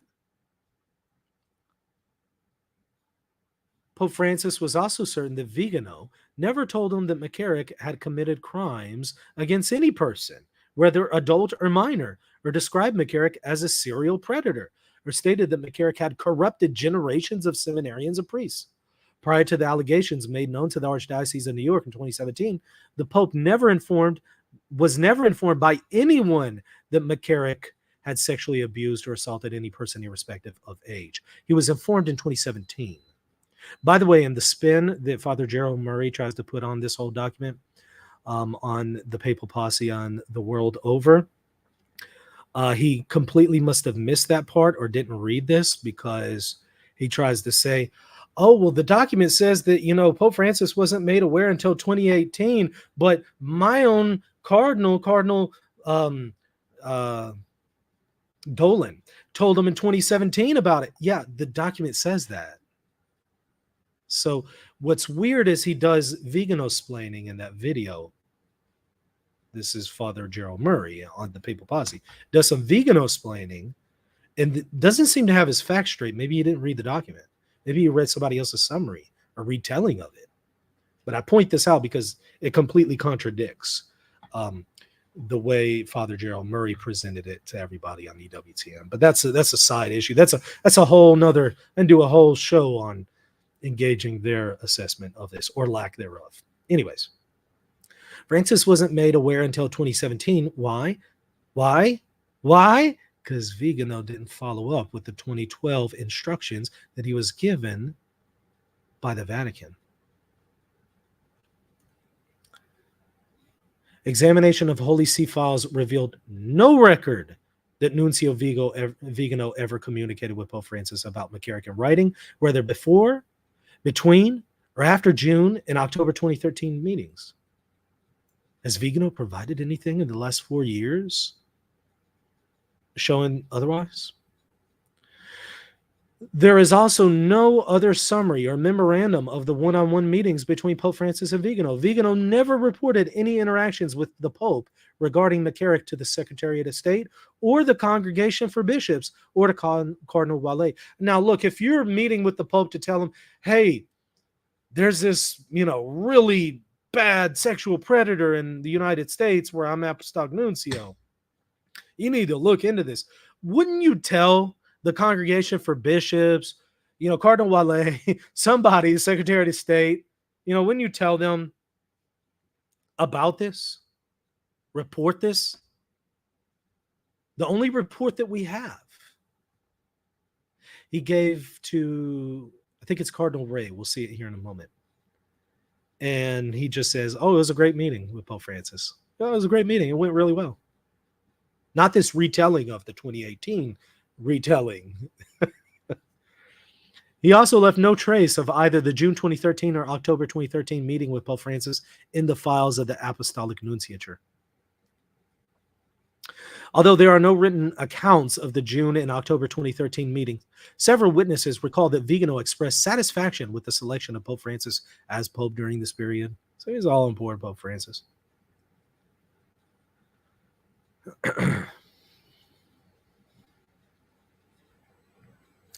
It notes in the footnote, in the Roman Curia, a short and informal exchange with the superior, especially with the Pope, is insufficient to properly present an issue for further instruction or decision. So if you really wanted Pope Francis to act on McCarrick, this little meeting isn't it.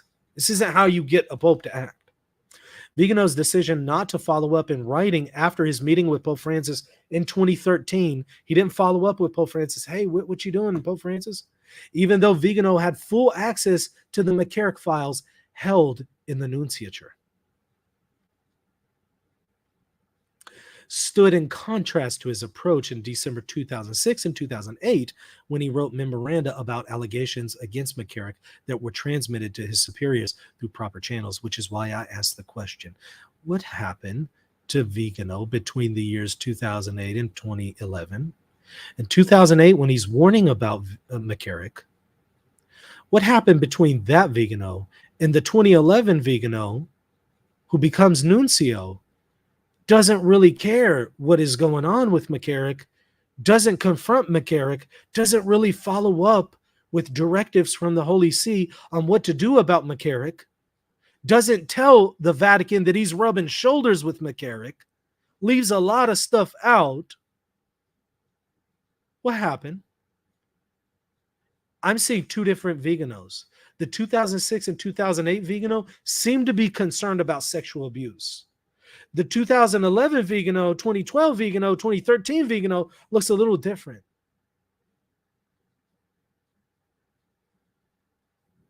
If he was concerned about sexual abuse, this is one heck of a way to show it or not show it. And even the document here by the Vatican is noting, yeah, there's an inconsistency between these two Viganos. It was also inconsistent with Vigano's practice in 2012 when he wrote two letters about McCarrick to Cardinal W, including his letter of the 13th of October 2012, which was copied both to the substitute Becciu and Cardinal Mueller, the prefect of the Congregation for the Doctrine of the Faith. You remember he stopped CCing some of these other departments.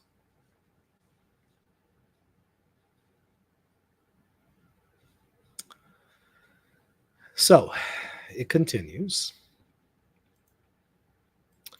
Let's see. Did we do footnotes 1241, 1240? Yes. Okay. Cardinal Ray said that Vigano told him his meeting with Pope Francis in June of 2013 went really well. But Vigano never gave the Pope a copy of his 2008 letter about McCarrick. Wouldn't that be a good time? You know you're about to meet with the Pope. Wouldn't you give him your memorandum from 2008 saying, hey, here's some stuff you need to be aware of? The report notes this on page 407. Let's take a look at it. Cardinal Ray similarly reported in an interview that Vigano said to me that his June meeting with the Pope went extremely well. Nothing about this. You know, he was trying to see if I'm on board with McCarrick, and he was covering things up. And no, it went really well. Really? What gave him an indication that it went really well, but all of a sudden in 2018, when he's retelling the whole thing, it's something else? Referring to his belief that there were problems to root out in the Curia, Vigano told Ray, I told him everything, and the Pope listened to me with great attention. Cardinal Ray also recounted that Nuncio Vigano met with him in the Vatican just prior to Vigano's October 2013 meeting with Pope Francis. Vigano gave Cardinal Ray a copy of the 14th June 2008 letter, so he gave to him a copy from Ray to McCarrick and told Ray that he believed that the indications set forth in that letter were no longer being followed. He expressed that concern with Ray, not McCarrick. Vigano stated that he intended to raise his concerns about McCarrick with Pope Francis. Cardinal Ray, who had left the position of the prefect for Congregation for Bishops in mid-2010, kept the copy of the letter Vigano provided to him, but he did not take further action because he was retired, and the issue properly fell under the authority of his successor. So, notice this. Going to somebody who's not even in authority anymore. While it is clear from Cardinal Ray's account that Vigano had a copy of Ray's letter with him when he came in Rome in October 2013, and I'm pretty sure there's copy machines at Rome. They seem pretty high-tech when I was there. Vigano did not provide a copy of the letter to the Pope during the meeting. The Pope never saw the 14th of June 2008 letter or any files related to Cardinal McCarrick until after August 2018. It was Francis who actually did something about McCarrick whenever evidence was actually provided to him. He laicized McCarrick. What did Vigano do? Well, if you've been watching for the past 2 hours and 10 minutes, you know the answer to that question. So leave it at that. All right. Let's go on to the next one here. Back to the Vigano and McCarrick duo. So after this meeting with Pope Francis, where he says there's this whole dossier on McCarrick, he's this, sexual predator and blah, blah, blah. After that meeting, August 4th, 2014. So you see, the year 2014 is after 2013. So meets with Francis 2013. There's this large dossier. 2014 is after 2013. How does Vigano act? August 4th, 2014, Vigano concelebrates Mass with McCarrick and participates in an ordination ceremony with McCarrick on July 20th, 2015, and raises no concerns. February and March of 2014, Vigano, still corresponding with McCarrick, raises no concerns. 2016, Vigano thanks McCarrick for his ministry. Hey, yeah, McCarrick, thank you so much for your ministry, and raises no concerns. By the end of his nunciature in 2016, Vigano did not follow the Vatican's instruction to inquire into McCarrick and did not raise concerns about sexual abuse allegations with McCarrick. What does that look like to you? Do you believe the 2018 Vigano who retells that 2013 meeting as, yeah, I was hard on McCarrick with Pope Francis. I told him about Pope Francis, or I told him about McCarrick. I told him, yeah, he knew. I said, there's this large dossier. And yet, after this, he still raises no concerns with McCarrick as nuncio. It's kind of his job. still doesn't follow Vatican instructions on what to do with priest 3 and other allegations. Doesn't do it. Doesn't raise concerns.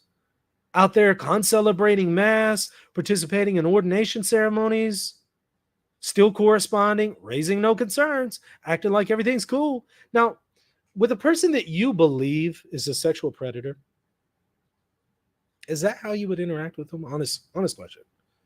You going to be concelebrating mass with them? I'm sorry, I wouldn't. No, I would just, if I can't publicly say something, I would at the very least just say, you know what, I can't make it to that mass. I apologize. And if McCarrick starts corresponding with me, at the very least, I'm going to say, yeah, look, dude, you got some issues and you need to deal with them. I'm not going to be cool with him. But I don't know. It didn't seem that Vigano had really a big issue with McCarrick in 2014. Let's look at page 411 of the document, where it provides facts for all of this.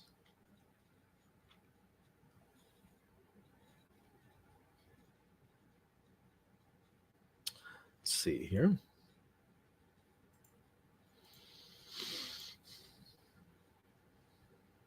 Here we go.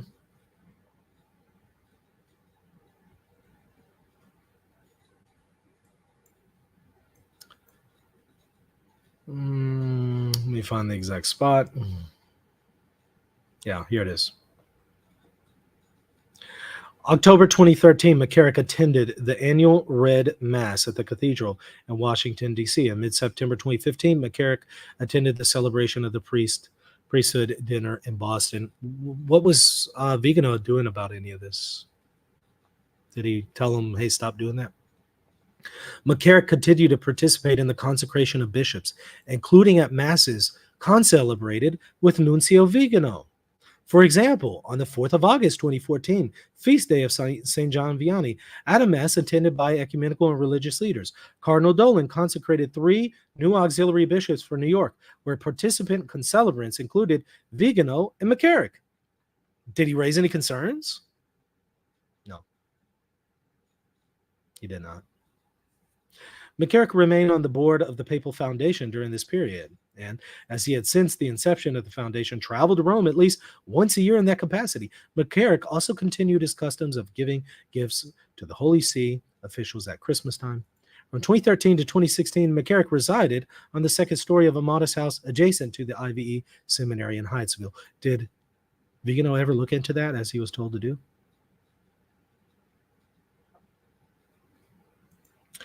If you go to page 418 of the same report, you'll see some more correspondence between them. Again, after that meeting with Pope Francis. As he had before the election of Pope Francis, McCarrick continued to correspond with Nuncio Vigano during the period. And did he say, hey, stop traveling? You know what Benedict said to you, or hey, you know, some people are really accusing you of being a sexual predator. We need to talk. McCarrick sent correspondence to the Pope and to the Holy See through the nuncio, who told McCarrick that the nunciature was at your disposal for such matters and to never hesitate in this regard. After McCarrick wrote to Vigano in 2014 about a recent meeting regarding immigration reform with Republican Speaker of the House of Representatives, John Bonner, Vigano responded, I'm truly grateful for your efforts in promoting immigration reform, as well as for your availability to someone like the speaker. Likewise, know that it was a pleasure for me to speak with you on the telephone earlier this month. I'm sorry, that's not the conversation that I'm having with somebody who's accused of being a sexual predator. That I'm allegedly telling the Pope, hey, there's this large dossier, he's committing crimes against people. This is not how I would talk to an accused predator. Is it the way you would talk to one? In March 2014, McCarrick wrote about having attended the Episcopal ordination of an auxiliary bishop in Florida and referred to his upcoming trips to the Central African Republic and China. Vigano wrote in response that he was happy to know that your busy schedule allowed you to be present in Miami for the ordination. So instead of saying, McCarrick, stop traveling, There's some serious allegations about you. He's like, oh, it's great that you're allowed to, go to this ordination with your busy schedule. We're seeing the facts say one thing, and then we're seeing a Vigano in 2018 retelling all this, saying something else, and then we're also seeing what he's not telling you.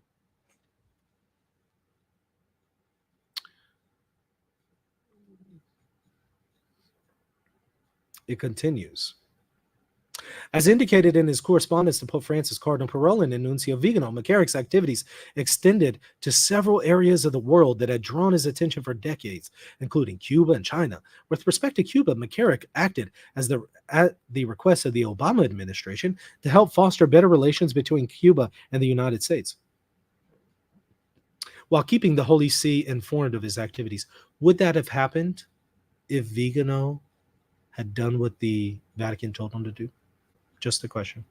In a letter to Pope Francis on the 19th of May 2014, McCarrick stated that he had discussed with Cardinal Parolin contacts with Cuba, which the American administration had proposed to me. A month later, after meeting with Cardinal Parolin in Rome, Cardinal McCarrick wrote again to Parolin, stating that he would be meeting with the White House officials to try to encourage them to move.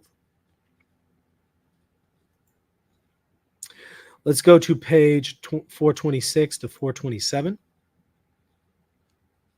Where you see Vigano in 2016 at the end of his nunciature, still praising McCarrick, not confronting, not raising concerns. 426 through 427 of the 2020 Vatican document. On the 12th of April 2016, Pope Francis accepted Archbishop Vigano's resignation and named Archbishop Christophe Pierre, who's now Cardinal Pierre, to succeed him as nuncio in Washington. Vigano and McCarrick continued to exchange letters until Vigano's departure from Washington, mostly with regard to correspondence ultimately destined for the Holy Father and the Holy See. And did any of these correspondences say, hey, we need to have a talk? In one letter towards the end of his term as nuncio, Archbishop Vigano thanked McCarrick for your commendable ministry to the Church Universal and your reaching out most recently to China and the Muslim world, efforts that will no doubt bear that much fruit. Now, honest question. All right, if you're this Vigano in 2013 who is saying, let me find it. Holy Father, I don't know if you know about Cardinal McCarrick, but you asked the congregation of bishops, there's a dossier this thick about him. He corrupted generations of seminarians and priests. And Benedict ordered him to withdraw to a life of prayer.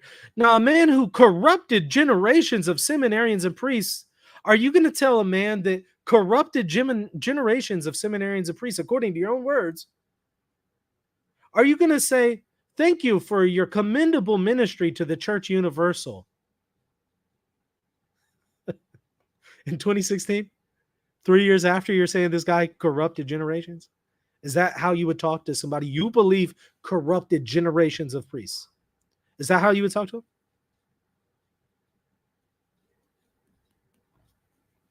In June 2016, Archbishop Pierre arrived in Washington as the new nuncio. Things actually got done, you'll notice, after Vigano. So again, it's now August 22nd, 2018, when he then writes this bombastic letter, testimony by Vigano. In 2018, he needs to get it off his chest. He needs to say what it really is with McCarrick. Need to get it off my chest. And then he accuses Pope Francis of covering for McCarrick. But the facts that came out in 2020 seem a little different. Now, Cardinal Wale then refutes Vigano on October 7th, 2018 in a public letter. So a few months later, Cardinal Wale, who had previously instructed him in 2012, look into this issue and report back to us, let us know what's going on. And Vigano didn't do that. When Cardinal Wale sees what Vigano says in 2018, he's like, wait, huh? So he then writes this online response that we're going to take a look at here in just a moment. Let me remind you again, hit that subscribe button and the like button. We're coming towards the end, but we still do have a fair amount of ground to cover, so stay tuned. You don't want to miss what's coming up. Have you ever heard someone say that Pope Francis denied the existence of hell, or Pope Francis worshipped an idol in the Vatican gardens? There are many claims that have been made about Pope Francis for over a decade, and many of them are inaccurate. I've set the record straight in my free ebook called Top 10 Lies About Pope Francis Exposed. Get your free copy today by visiting reason.podia.com.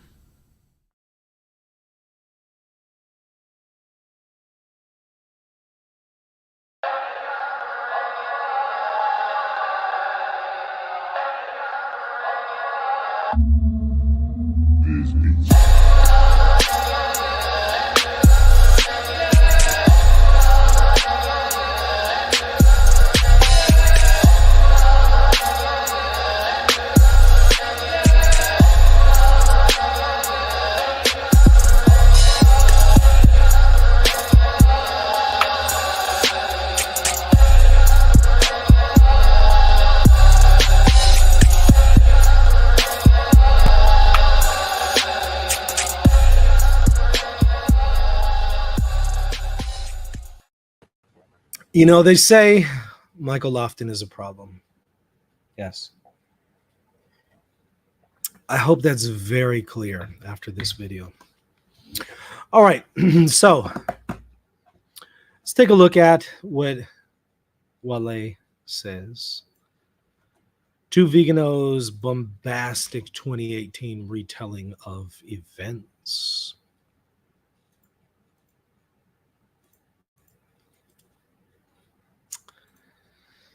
Okay, open letter by Cardinal Mark Wale on recent accusations against the Holy See.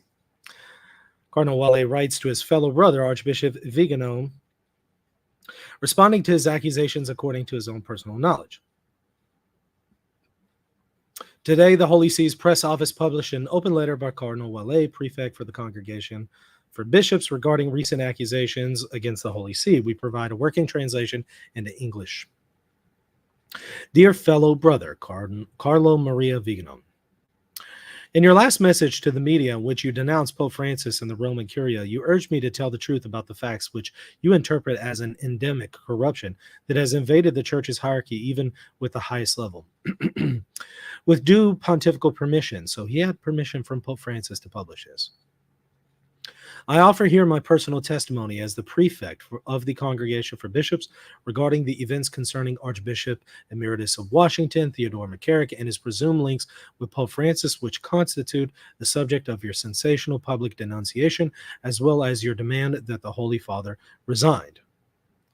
I write this testimony based on my personal contacts and on archival documents of the aforementioned congregation, which are currently the subject of a study in order to shed light on this sad case, which that study was then published in 2020. That is what we have been reading the whole time in that report.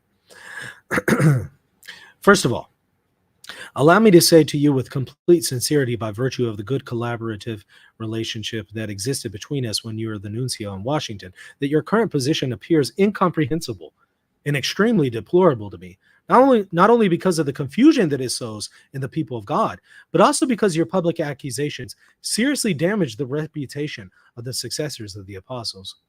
I remember the time in which I once enjoyed your esteem and confidence, but I realize that I stand to lose the dignity you recognized in me for the sole fact of having remained faithful to the guidelines of the Holy Father in the service that he entrusted to me in the Church. Is not communion with the successor of Peter the expression of our obedience to Christ, who chose him and who supports him by his grace? That's a great question for the followers of Vigano today, who are supporting Vigano, who is currently in schism, who denies again that Francis is Pope.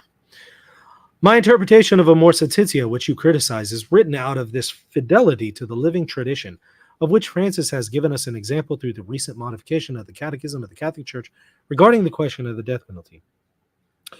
Let us go down to the facts. You say that you informed Pope Francis on the 23rd of June 2013 on the McCarrick case during the audience he granted to you, along with the many other papal representatives whom he then met for the first time on that day. I imagine the enormous quantity of verbal and written information that he would have gathered on that occasion about many persons and situations. I strongly doubt that McCarrick was of interest to him to the point that you believed him to be, since at the moment he was an 82-year-old Archbishop Emeritus who had been without an appointment for 7 years. In addition, the written brief prepared for you by the Congregation of Bishops at the beginning of your service in 2011 said nothing about McCarrick other than what I told you in person about his situation as an emeritus bishop who was supposed to obey certain conditions and restrictions due to the rumors surrounding his past behavior. Now, did Vigano reassert any of those conditions to McCarrick? I mean, McCarrick set it up on the tee for him. He actually brought it up. Did Vigano reassert those? Or did he participate with what McCarrick was doing and going to all these different places and speaking at conferences and banquets and all that? Was he over there lauding him? Since I became prefect of this congregation on the 3rd of June, 2010, I never brought up the McCarrick case in an audience with Pope Benedict XVI or Francis until these last days after his removal from the College of Cardinals. The former cardinal, who had retired in May 2006, had been strongly advised not to travel and not to appear in public, advised, by the way, so as not to provoke additional rumors in his regard. It is false to present the measures taken in this regard as sanctions. You remember? He puts a spin on it. Vigano puts a spin on it. He originally just called it advice for McCarrick not to travel.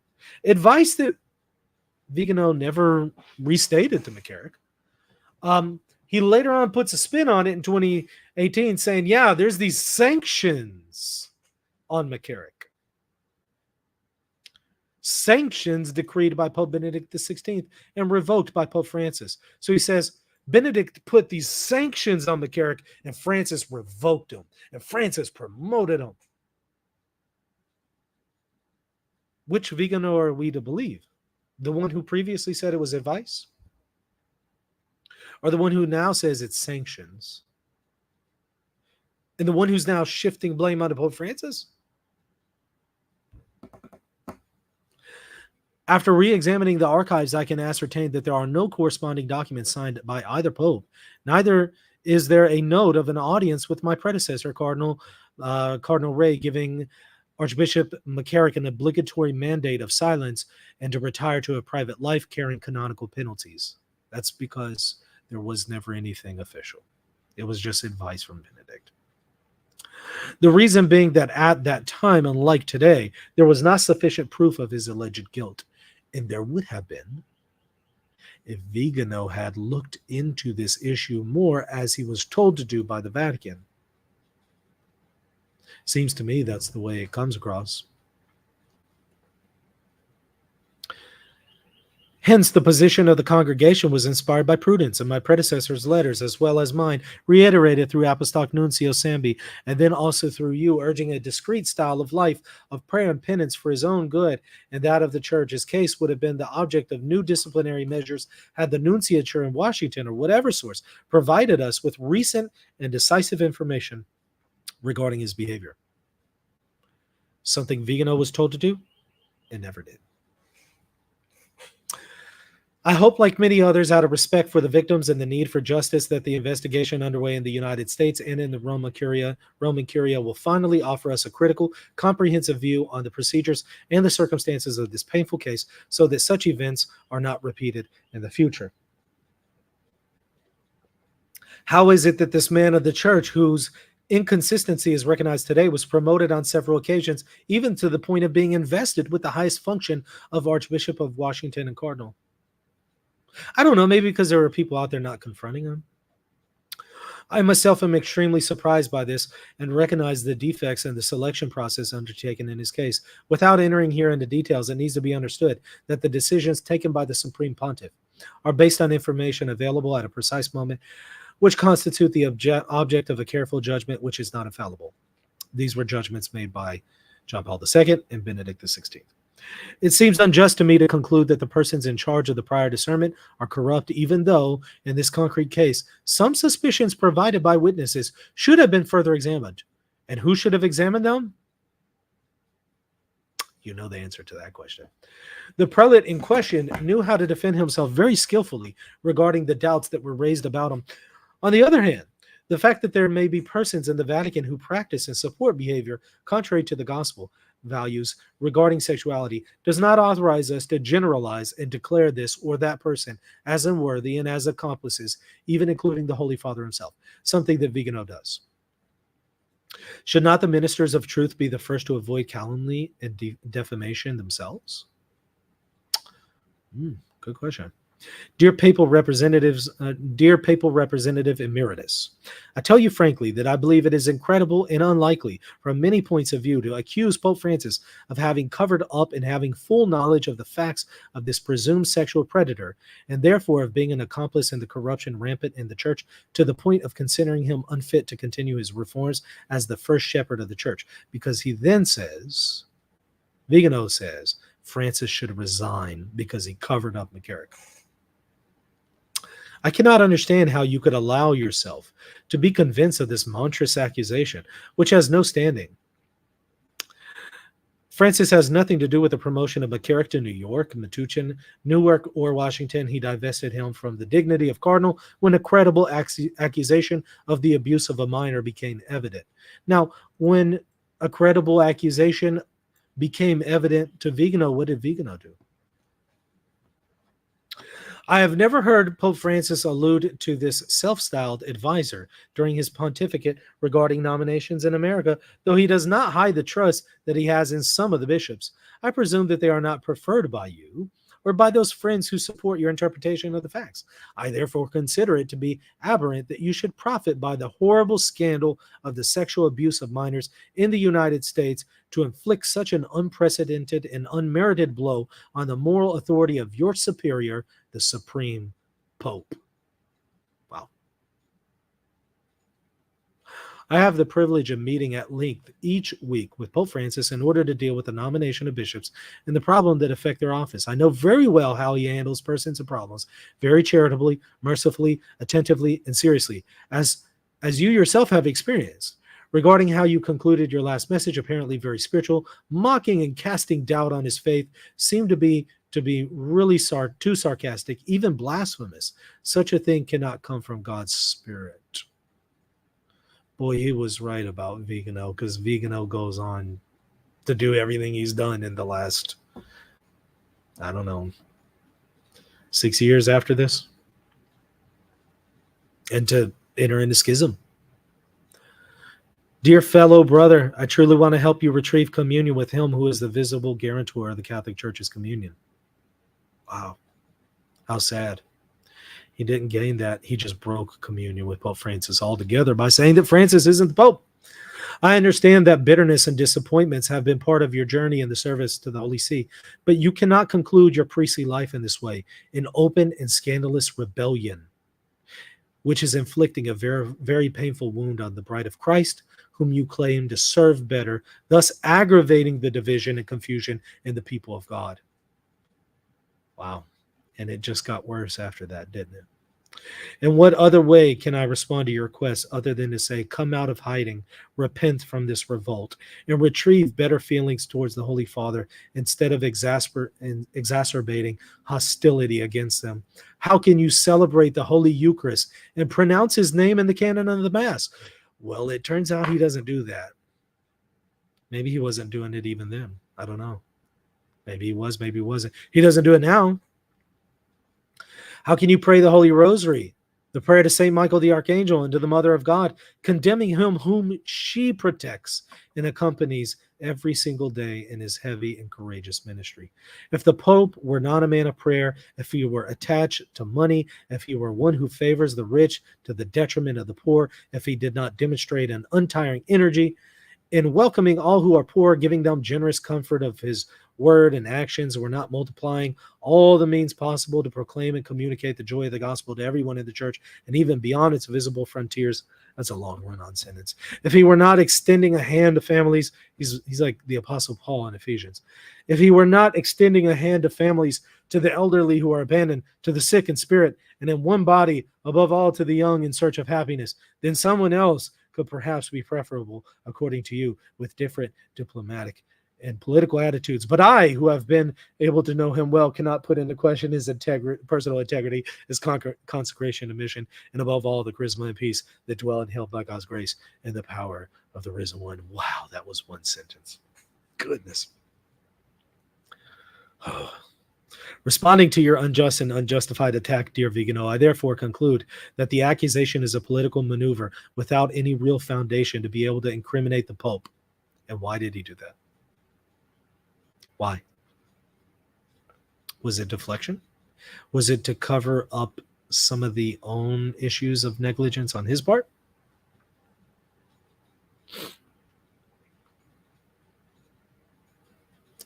And I repeat that is deeply wounding the church's communion.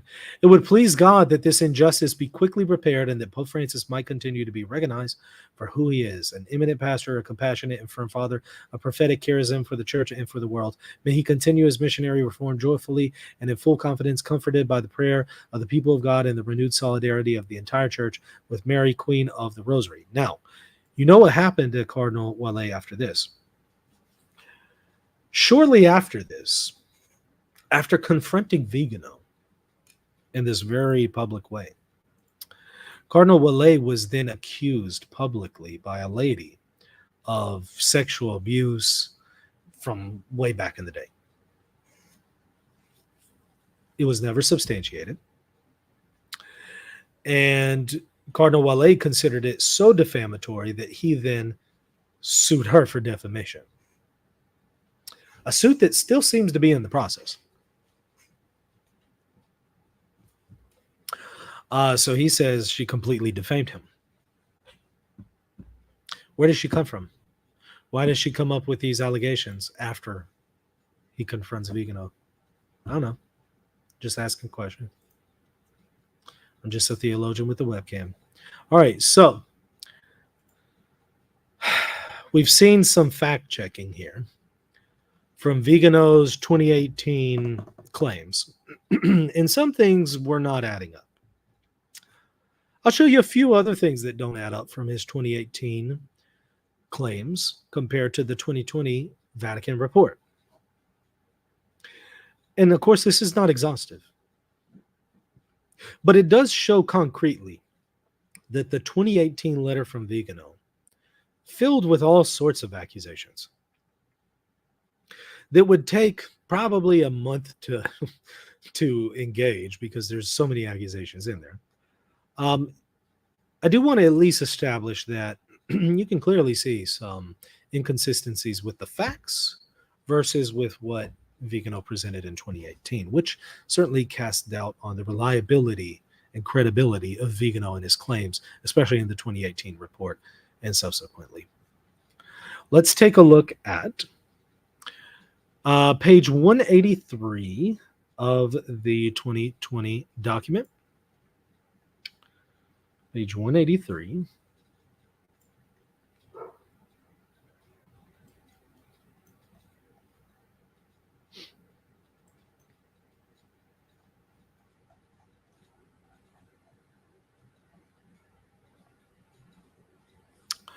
Okay.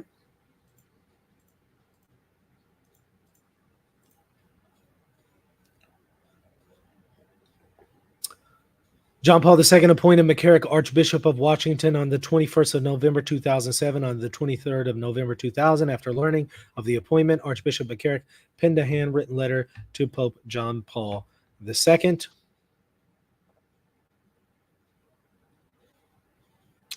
And notes in the footnote to this comment. Archbishop Vigano, who was not involved in the appointment of McCarrick in 2000, speculated in his statement, the 2018 statement, that the decision was made by the Secretary of State, Cardinal Sodano, because Pope John Paul II was very ill at the time. So he's saying that Sodano made the decision, not John Paul II. Is that true? Let's fact check them. The record unequivocally shows that Pope John Paul II made the decision personally, and that Cardinal Sodano acted under the Pope's explicit instructions. So again, when you start to fact check Vigano, we start to see some inconsistencies with the facts and what Vigano says. Cardinal Harvey, who was named prefect of the papal household by Pope John Paul II in 1998 and who interacted with Holy Father on a daily basis, stated that Pope John Paul II was fully capable to make all his own decisions in 2000, and that he would have been especially engaged with respect to appointments to major archdioceses. Okay. Let's take a look at page 286 and the footnotes there. It fact checks him further. Page 286. Let's see.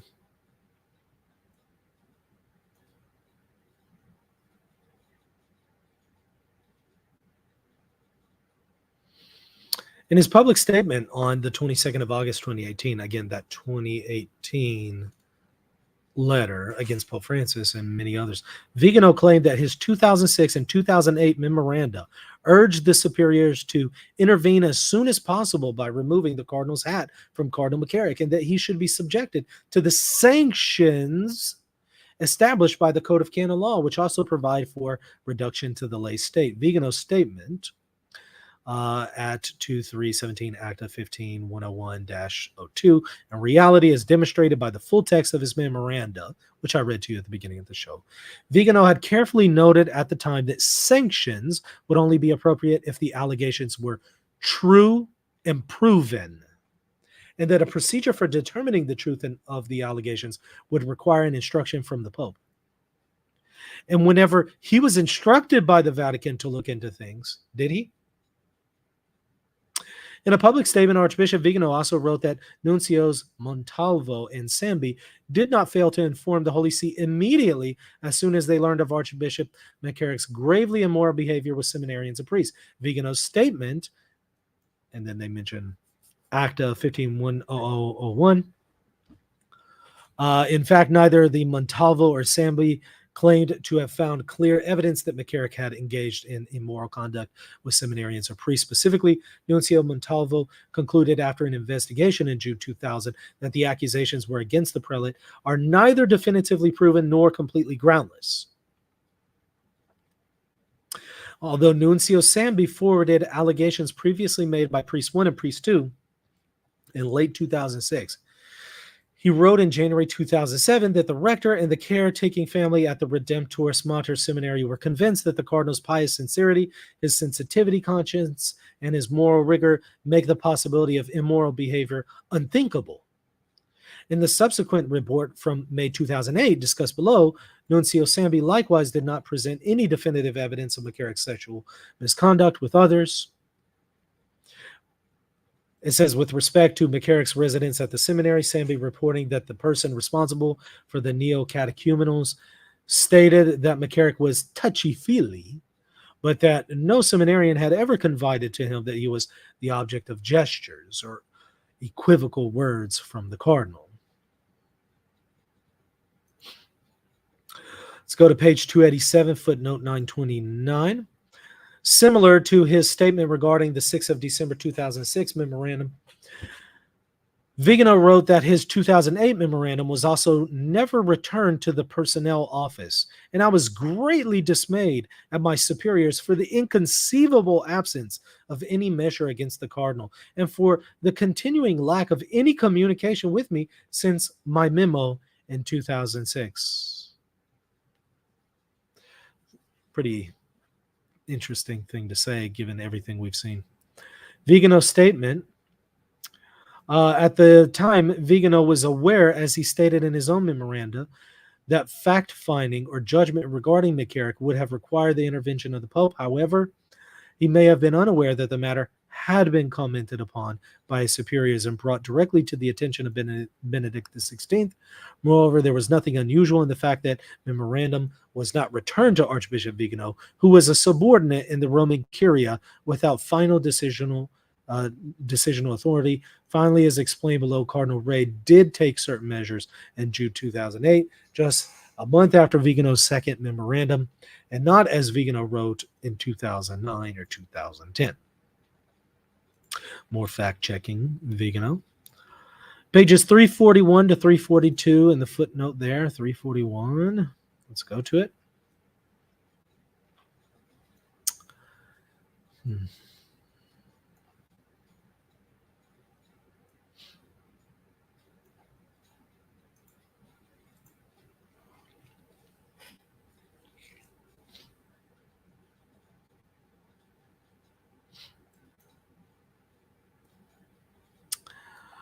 As the foregoing list makes clear, Vigano's account is inaccurate. The indications were not sanctions. They were not imposed by Pope Benedict XVI. McCarrick was never forbidden to celebrate Mass in public. So when he claims that, Pope Francis reversed all this, no, he didn't. McCarrick was not prohibited from giving lectures. Cardinal Ray did not impose on McCarrick the obligation of dedicating himself to a life of prayer and penance, and McCarrick remained free to conduct activities, including travel, with the permission of the Holy See, including the nuncio, and certainly with the permission of Vigano, and the presence of Vigano in many cases. The approach taken with McCarrick was in marked contrast to the handling of the matter involving Hans Hermann Cardinal Greuer in Austria, who received on the 14th of April 1998 a request in the name of the Holy Father to relinquish all ecclesiastical duties and privileges, which came after an investigation in loco that yielded clear evidence of misconduct that was presented to Pope John Paul II. So you can't compare the two, in other words.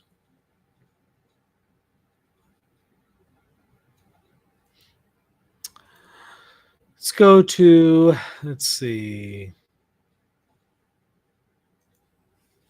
page 367.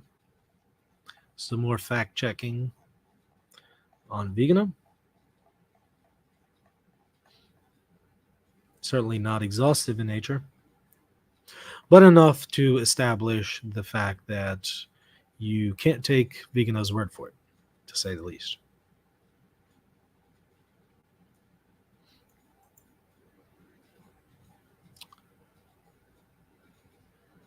Let's see.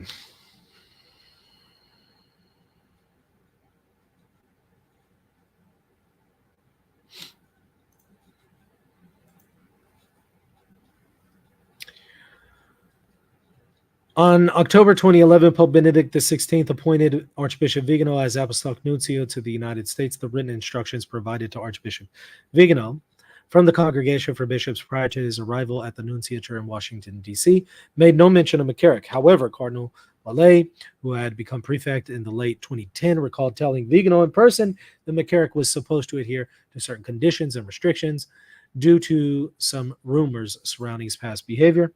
Vigano, who had been Secretary General of the Government of Vatican City State since 2009, and who believed that he had been promised the position of President of the Government, a position normally held by a cardinal, reputedly did not wish to accept Benedict XVI's decision to appoint him as nuncio to the United States in October 2011, stating that it would undermine his efforts to fight corruption in the Vatican. The written record casts some doubt on his recollection, since Vigano's initial letter to Cardinal W about McCarrick, written on the 13th of August 2012, and discussed below, nowhere mentioned a prior conversation with W about the situation, and left the impression that Vigano was informing W for the first time about the indications. In any event, contrary to Vigano's statement of 2018, again that letter, Cardinal W and Vigano never discussed a ban on public ministry or any other canonical sanctions imposed in the name of the Holy Father, as neither was ever imposed. More fact-checking, page 403.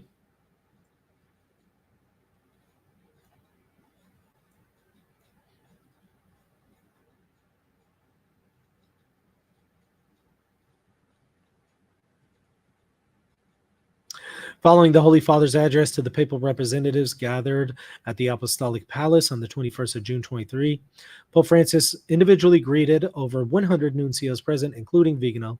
Remember, this is the time when he says that Pope Francis screamed at him, but the video shows otherwise. The existing video evidence contradicts Vigano's claim that the Pope assailed him with a tone of reproach and upbraided him in an aggressive way, while Vigano also recalled that the Pope had emphasized that bishops should be shepherds and not overly ideological, Vigano's statement suggests that he interpreted the Pope's message as a criticism directed personally at him. In reality, in both public and private meetings on that day, Pope Francis repeatedly stressed how important it was that bishops serve as pastors of their flock, and he had on many other occasions. Francis received Vigano on the 23rd of 2013, but in the 2018 retelling of the events, Vigano claimed that Pope Francis asked about McCarrick during the June 2013 meeting, and that Vigano responded, "Holy Father, I don't know if you know, but there's this whole dossier on him." According to Vigano, he informed Pope Francis at their June 2013 meeting that McCarrick had committed crimes and that he was a serial predator. Vigano claimed that during the October 2013 meeting, he told Francis and Archbishop Worrell and the invitation by the Archdiocese of Washington to young aspirants to the priesthood to a meeting with McCarrick. Francis was questioned closely regarding the 23rd June and 10 October 2013 meetings, whether due to extraordinary level of activity during the summer and fall or due to how information was communicated. Francis did not recollect what Vigano said about McCarrick during the two meetings. That's an honest answer. If he was lying, he would have just denied it.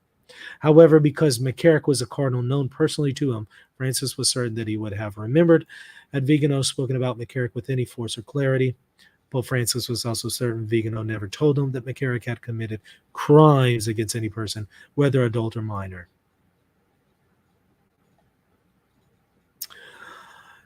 And another one, page 426, footnote 1344. 426.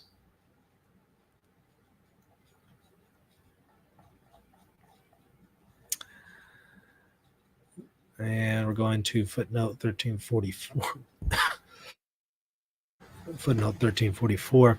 This formulaic response is commonly used in the Roman Curia. Let me actually read that part first before I read it. Let's see where it is.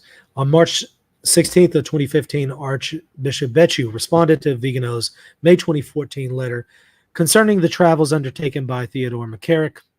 The substitute wrote, "In thanking you for the information and the observations which you provided, I would assure you that they have been carefully noted. After receiving Archbishop Becciu's letter, Nuncio Vigano did not pursue the matter further, either with the Secretary of State or with the Congregation for Bishops." Ask yourself why. And the footnote notes, this formulaic response from Becciu is commonly used in the Roman Curia to confirm receipt of a correspondence, particularly when the dicastery receiving a letter and the copy does not have any competence over the matter. In his statement in 2018, again, Vigano's retelling of the events, Vigano wrote to Cardinal Parolin that he never received any reply. Vigano's statement is documented here. Given Archbishop Becciu's response in 2015, Vigano's assertion is incorrect. He did receive response. Just a few points to, again, further fact check him. Now, what we're going to cover next are reactions to Vigano once he came out with the 2018 allegations about Pope Francis. I'm going to show you what some bishops and what even some cardinals in the United States and abroad said in reacting to Vigano's claims about Pope Francis, knowing about McCarrick and allegedly covering it up.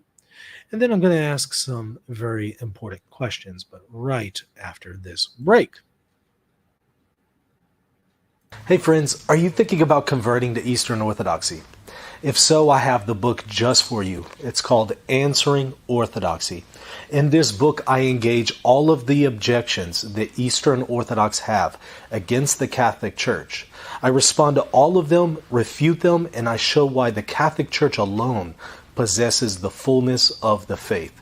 Get your copy today at shop.catholic.com.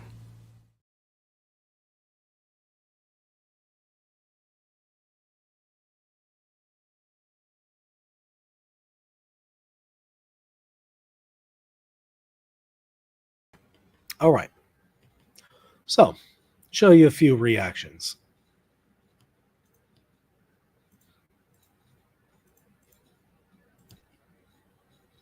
Bishops react to Vigano's 2018 allegations. Bishop Olmsted, Bishop of Phoenix, said that he has always known and respected Vigano as a man of truthfulness, faith, and integrity. He then called for an investigation of Vigano's claims. Well, of course, there has been an investigation. It was released, the report was released in 2020. My question is, has Bishop Olmsted changed his perspective about Vigano? And does he have any comments about Vigano in light of this information that's been out for about 4 years now? Any comments? Bishop David Condaria, Bishop of Tulsa, said that Vigano's allegations are a good place to begin the investigations that must happen. My question is, does he have any comments about the 2020 report that's been out for about 4 years now? Bishop Strickland said that Vigano's claims were credible. He said to his flock, "As your shepherd, I find them credible." Really? Does Bishop Strickland care to comment on the findings of the 2020 report? Asking questions. Been out for 4 years. Any comments? Archbishop Cordeleone of San Francisco said that Vigano was one who showed selfless dedication and has integrity and sincere love of the church. He then said that Vigano's call for Pope Francis to resign must be taken seriously. My question is, does the Archbishop care to comment on the findings of the 2020 report that have been out for about 4 years now? Bishop Propaki called on the Pope to make public the pertinent files indicating who knew what and when, and provide the accountability that the Holy Father has promised. Well, that was done. That was done. Now that Pope Francis has done that, and it's been out for over 4 years, does he care to comment? Archbishop Coakley also joined in and said that he has the deepest respect for Archbishop Vigano and his personal integrity. Does he care to comment? Cardinal Burke said appropriate sanctions must be applied if Vigano's claims were true. Does Cardinal Burke have any comments in light of the 2020 findings that have been out for about 4 years now? Any comments? By the way, I have a question. Do these comments make it a little bit more clear on why Pope Francis recently had some criticisms of some bishops in America?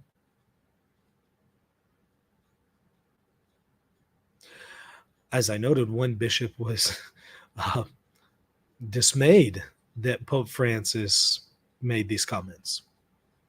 Should he be? Bishop Athanasius Schneider says there's no reasonable and plausible cause to doubt the truth content of the 2018 document of Vigano. And he asked for ruthlessness and transparency. Now, I have a question for Schneider. Has he been transparent about what Pope Francis told him about the Abu Dhabi document? Was he transparent about that in his catechism? Oh! I have a whole episode on it. I'll put it in the show notes. Talking about transparency. Schneider? Really? Well, does he have any comments on the 2020 documents and its findings for the sake of transparency? For the sake of transparency. Does Schneider have any comments? Here's another question to consider. Recently, Vigano accused Pope Francis of not just covering up sexual abuse, but actually engaging in sexual abuse, committing sexual abuse. How credible are those accusations that Vigano actually provided no evidence for? How credible are they now? And how credible are the YouTubers who peddle this nonsense on YouTube? Here's one particular YouTuber. Vigano accuses Pope Francis of same abuses as ex-Cardinal McCarrick. Care to comment? Here's another question. Why are Vigano defenders still defending him in light of this information? By the way, on the very day that the 2020 report was released, the very day that report was released, the one that I've been showing to you, the one I've been reading from for about 3 hours now, 2 hours and 59 minutes, that report that we've gone through extensively, The day it was released, we see a Vigano apologist rush to the defense of Vigano on the day the report was released. Now, the report is 461 pages. And this video I'm about to show you defends Vigano the day the report is released. The report is 461 pages. Did this Vigano defender actually even have the opportunity to read that document before he rushed to defend Vigano? Just ask that question sincerely. Ask that question of yourself. Let me show you the video in question. Again, just so we're clear, November 10th, 2020, and the document, the report is November 10th, 2020. Now, I'm sorry, but I don't believe that, there was a whole lot of time to look into this, but let's watch it anyway. Okay. It says Vigano mentioned 306 times. He was mentioned 306 times. As if that means anything. Let's watch it together, though. Okay. More importantly, then, did he have the time? Maybe he did. Maybe he's a fast reader. Possibly he read it, but okay. Let me show you the Vigano splaining that took place here. And I want to ask you to compare what you're about to hear with what I just presented to you. The next thing that Vigano says in that statement where I paused is Y'all know me. I listen to everything at 2 times speed. the next thing that Vigano says in that statement where I paused is it's attempting to throw discredit upon me, accused of disobedience and negligence, right? When he is the one, quote, who brought to light an unparalleled network of corruption and immorality. We would not even be talking about this in 2020. This video would not be happening. The McCarrick report would not be published if Vigano hadn't written his initial letter and then the letters after that. That's not true. That's not true. And that's a really wild thing to say in light of the fact that the report shows that it was actually Vigano who didn't pursue this matter as he was instructed to do in 2012. Now, of course, Marshall's not going to engage that stuff. He's just going to say, oh, this is a smear campaign against Vigano. But notice he doesn't actually engage the facts. We can also thank James Grind for coming forward with his abuse as a victim of McCarrick. Vigano continues. The effrontery and fraudulent character shown on this occasion would seem to require at this point that we call this suggestive reconstruction of the facts the Vigano report. And this is Vigano responding on the day it was released. Did he actually have a chance to read it? Honest question. Do you really think that Vigano read 461 pages or even the relevant section? You really think he had the time? Him or Marshall? And he's saying, look, they're just trying to make it all about me. Yeah, dude, because Vigano, you're kind of really involved in this. That's why there's a pretty long section about you in this report. You're kind of like really tied in with this. Yeah, that's why. Sparing the reader the unpleasant surprise of seeing reality adulterated once again. But this would have required intellectual honesty even before love for justice and the truth. So Vigano, pause here. Vigano saying, look, it's not really the McCarrick report. This is the Vigano report. Because Vigano's really involved with McCarrick. Francis and Cardinal Parolin, Secretary of State, Cardinal Farrell, they need to make the case against Vigano. But they did in this document that he clearly didn't read. But he rushed to YouTube to defend the Archbishop. Who has public support? Archbishop Vigano. Who has public sympathy? Archbishop Vigano. Who from day one has been courageous and called them out? Vigano. Really? Is that what the facts showed back in 2012? Who is living in hiding right now? Archbishop Vigano. How is that an engagement of the facts? Vigano. Remember that story? Actually, I was telling this story this morning. I have a son named after Thomas Becket. And Thomas Becket was supposed to work with the corrupt king. But when he was consecrated archbishop, he had a conversion. The king said, "Who will rid me of this meddlesome priest? Who will rid me of this meddlesome priest?" So in this analogy, Pope Francis is the executioner and Vigano is this great Saint Thomas Becket. Is that what the facts demonstrate?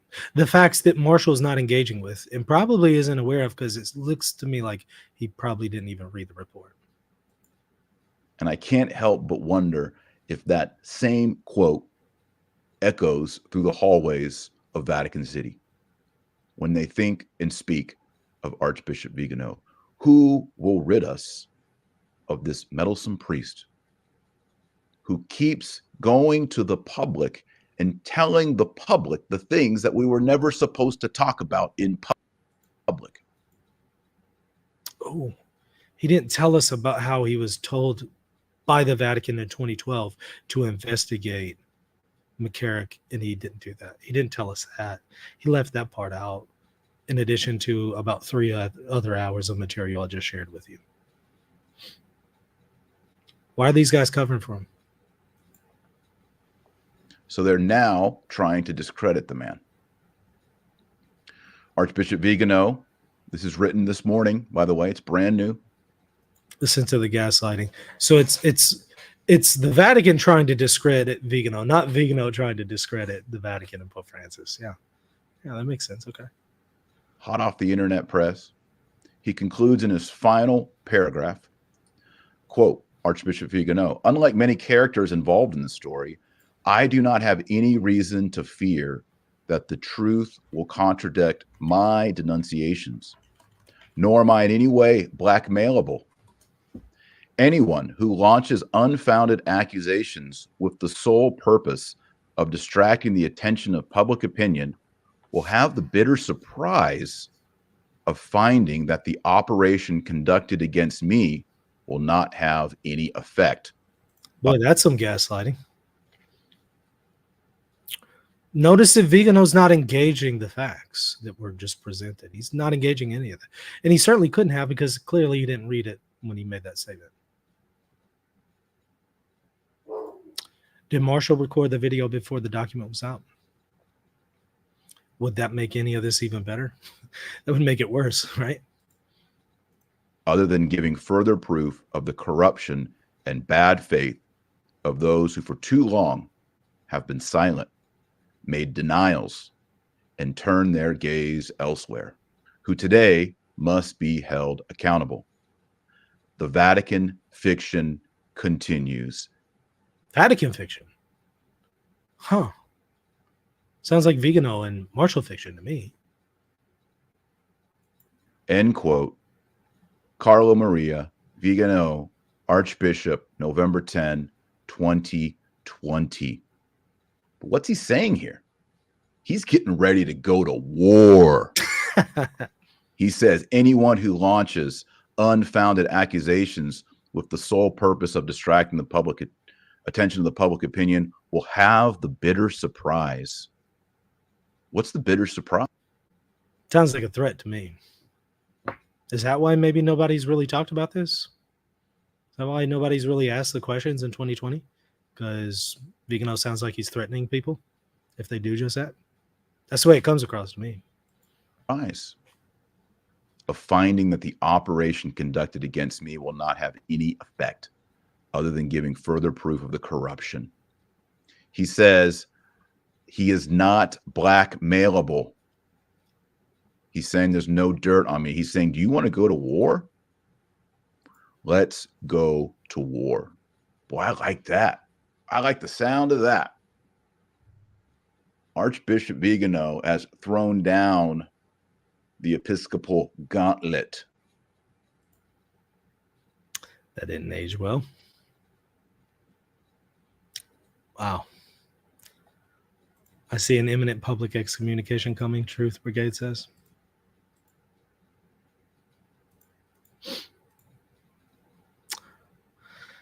So, a few more questions.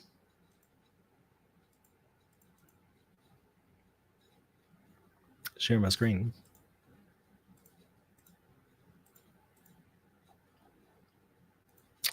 So now I have a question.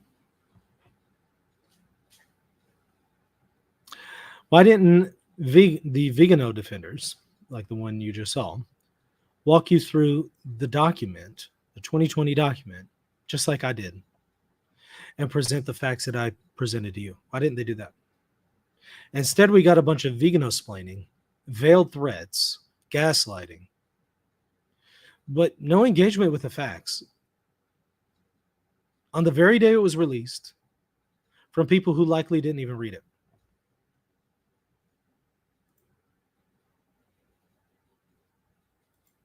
Why didn't they walk you through the facts?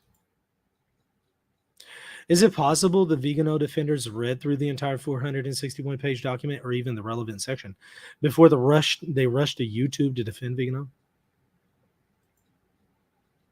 Some more questions for you to consider. Why weren't these points about Vigano from the 2020 report all over international news?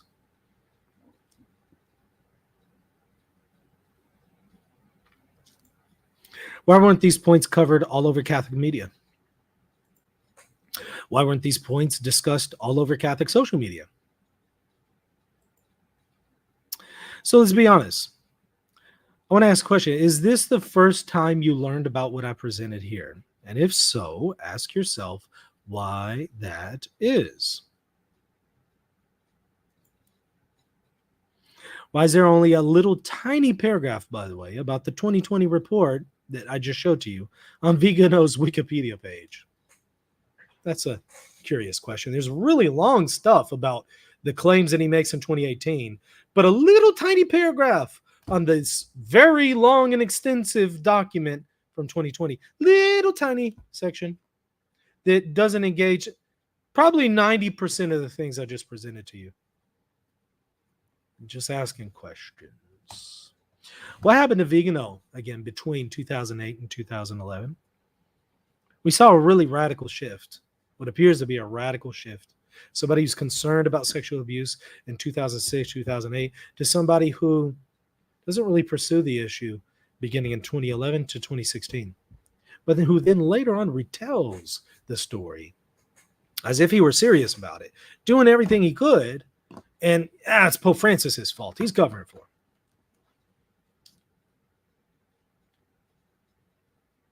Why did his approach towards the McCarrick issue seem to change when he became nuncio? What happened?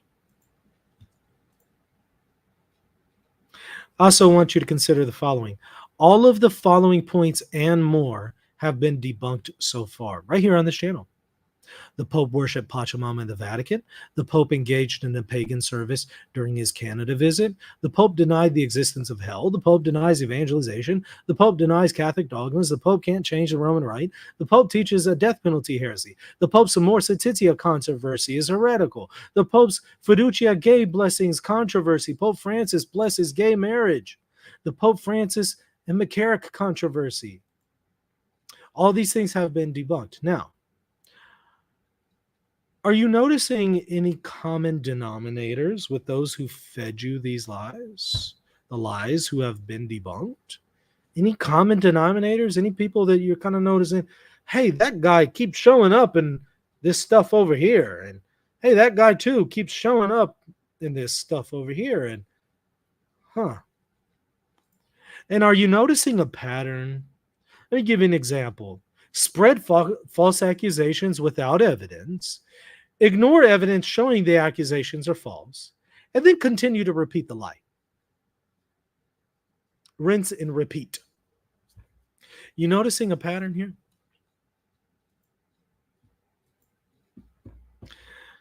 So, in conclusion, who really covered for Cardinal McCarrick? You tell me. What do you think? after 3 hours, 15 minutes of me presenting this information to you. And I gave you the summarized version. There's more to it all, obviously. You tell me. I want to hear from you. You put it in the comment section. Put your answer in the comment section. Hit that like button. Hit the subscribe button. You're likely not going to hear this information from other people. This was out for 4 years. Why is it you just now heard about it? You're not going to hear about it elsewhere. You'll continue to get the gaslighting from many sources. So, hit the subscribe button. Hit the like button. Help me try to reach more people with this information. We recently reached 100,000 subscribers. Thank you so much for that. But that is a pale in the bucket compared to some of these other platforms that are spreading lies. Help me try to offset that.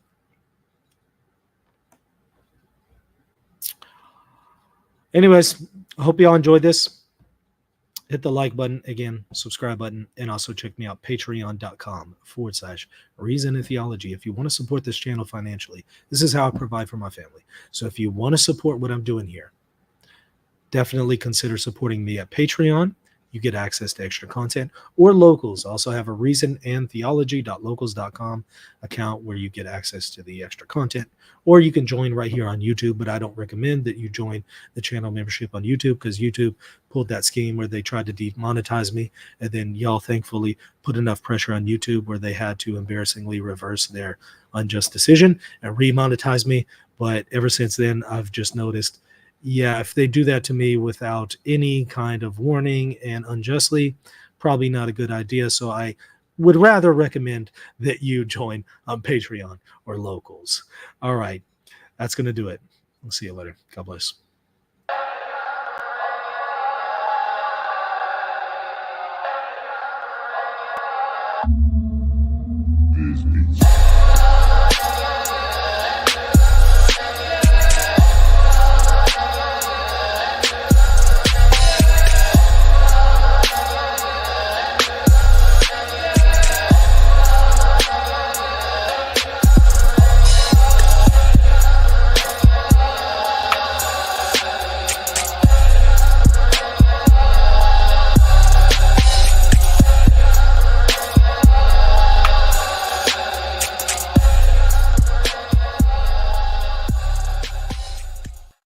Have you been affected by radical traditionalism? That is a movement that rejects or eyes with suspicion the magisterium and reforms from the time of the Second Vatican Council to the present day, often fostering divisive or even schismatic attitudes within the Church.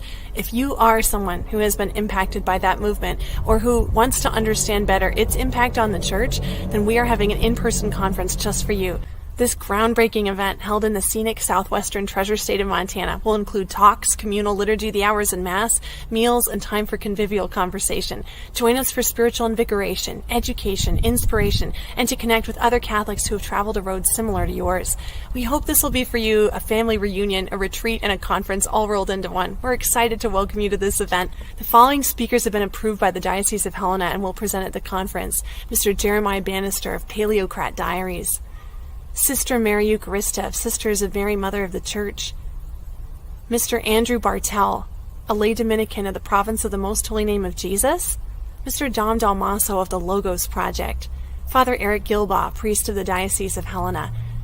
Lecture topics will include things like understanding mercy and healing from spiritual abuse, fidelity in the magisterium, finding the Church in the modern world, the Pope, the Council, and the Mass, and Joseph Ratzinger, pastoral observations of trends in traditionalism, and so much more. Registration is now open. Please go to tradrecovery.com/conference for more details. For a little girl growing up Catholic today, will she ever participate as a clergy member in the Church? No.